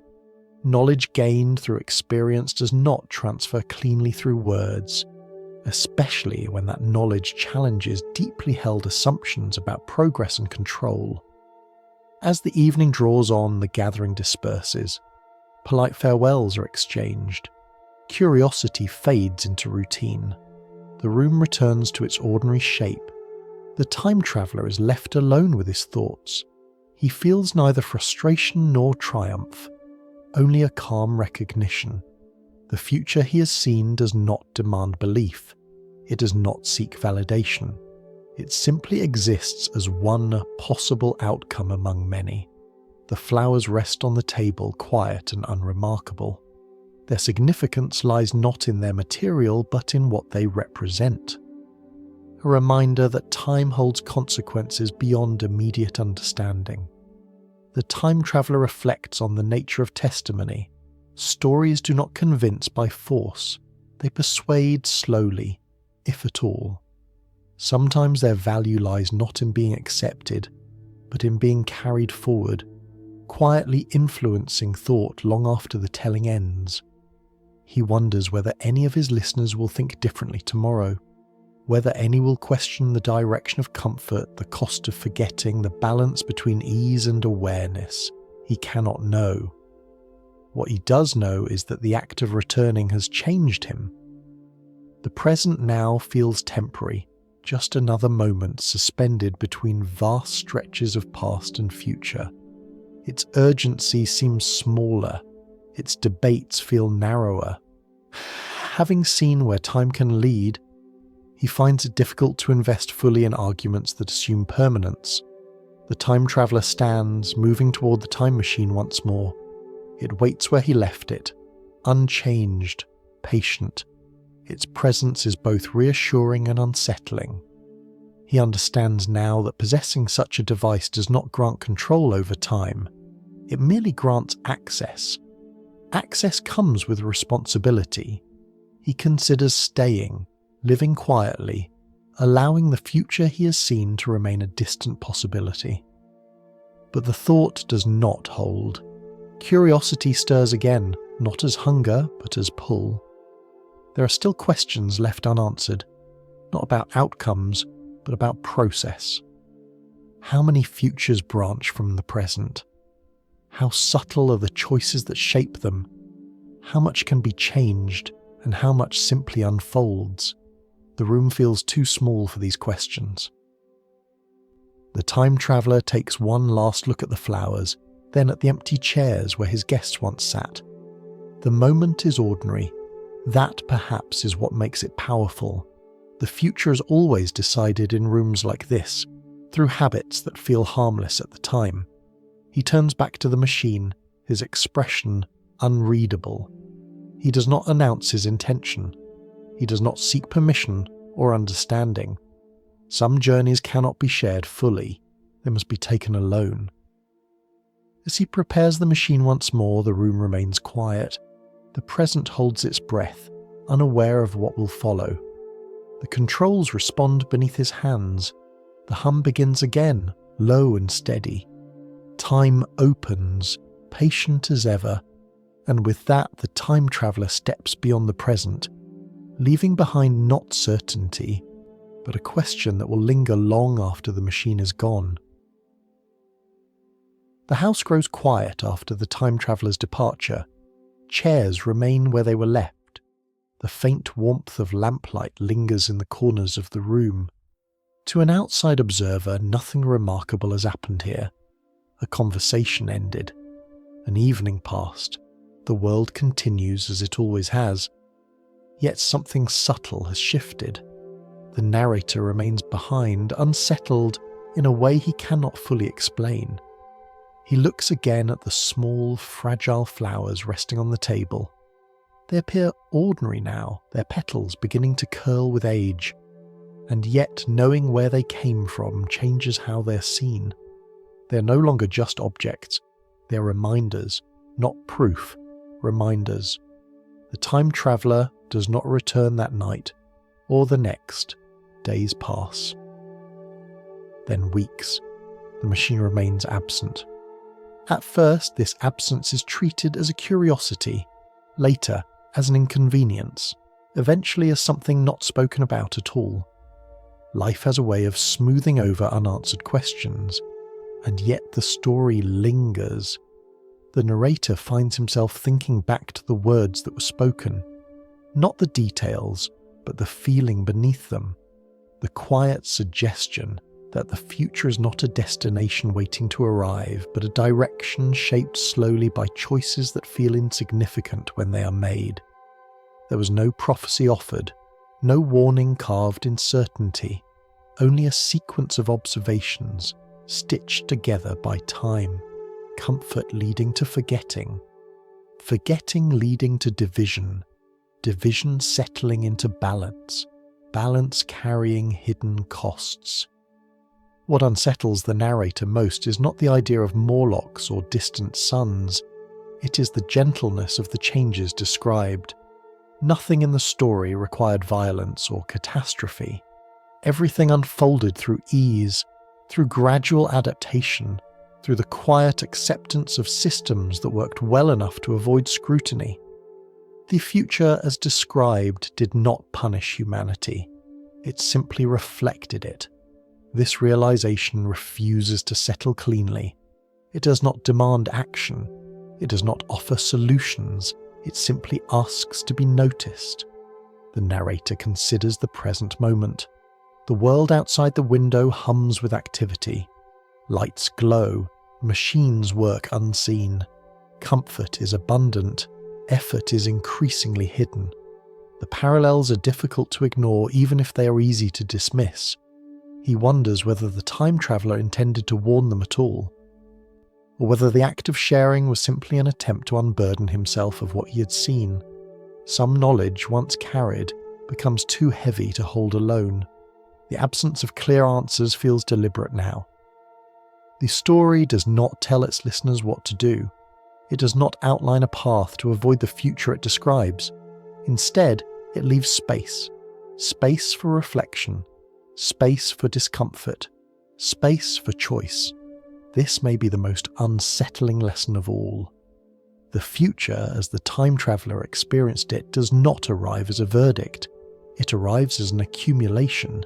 Each generation passes down not only tools and systems, but habits, assumptions, comforts, fears that no longer have names. Over time, those inheritances shape bodies, minds, and worlds. The narrator realizes that certainty is a luxury of the present. The farther one looks ahead, the less precise answers become. What remains are tendencies, directions, probability shaped by patterns of behavior rather than singular events. In this light, the time traveller's disappearance takes on a new meaning. Perhaps he did not leave to escape the present. Perhaps he left because the present could not hold what he'd learned. Or perhaps he left because the questions that matter most cannot be answered from one moment in time. The narrator feels no urgency to resolve these thoughts. They do not demand resolution. They invite patience. Outside, the night deepens. The city grows quieter. Sounds fade one by one until only the distant rhythm of life remains. The world does not feel fragile in this moment. It feels steady, ordinary, alive, and yet, beneath that steadiness lies the awareness that every present moment is temporary. That the comfort of now rests on countless unseen systems.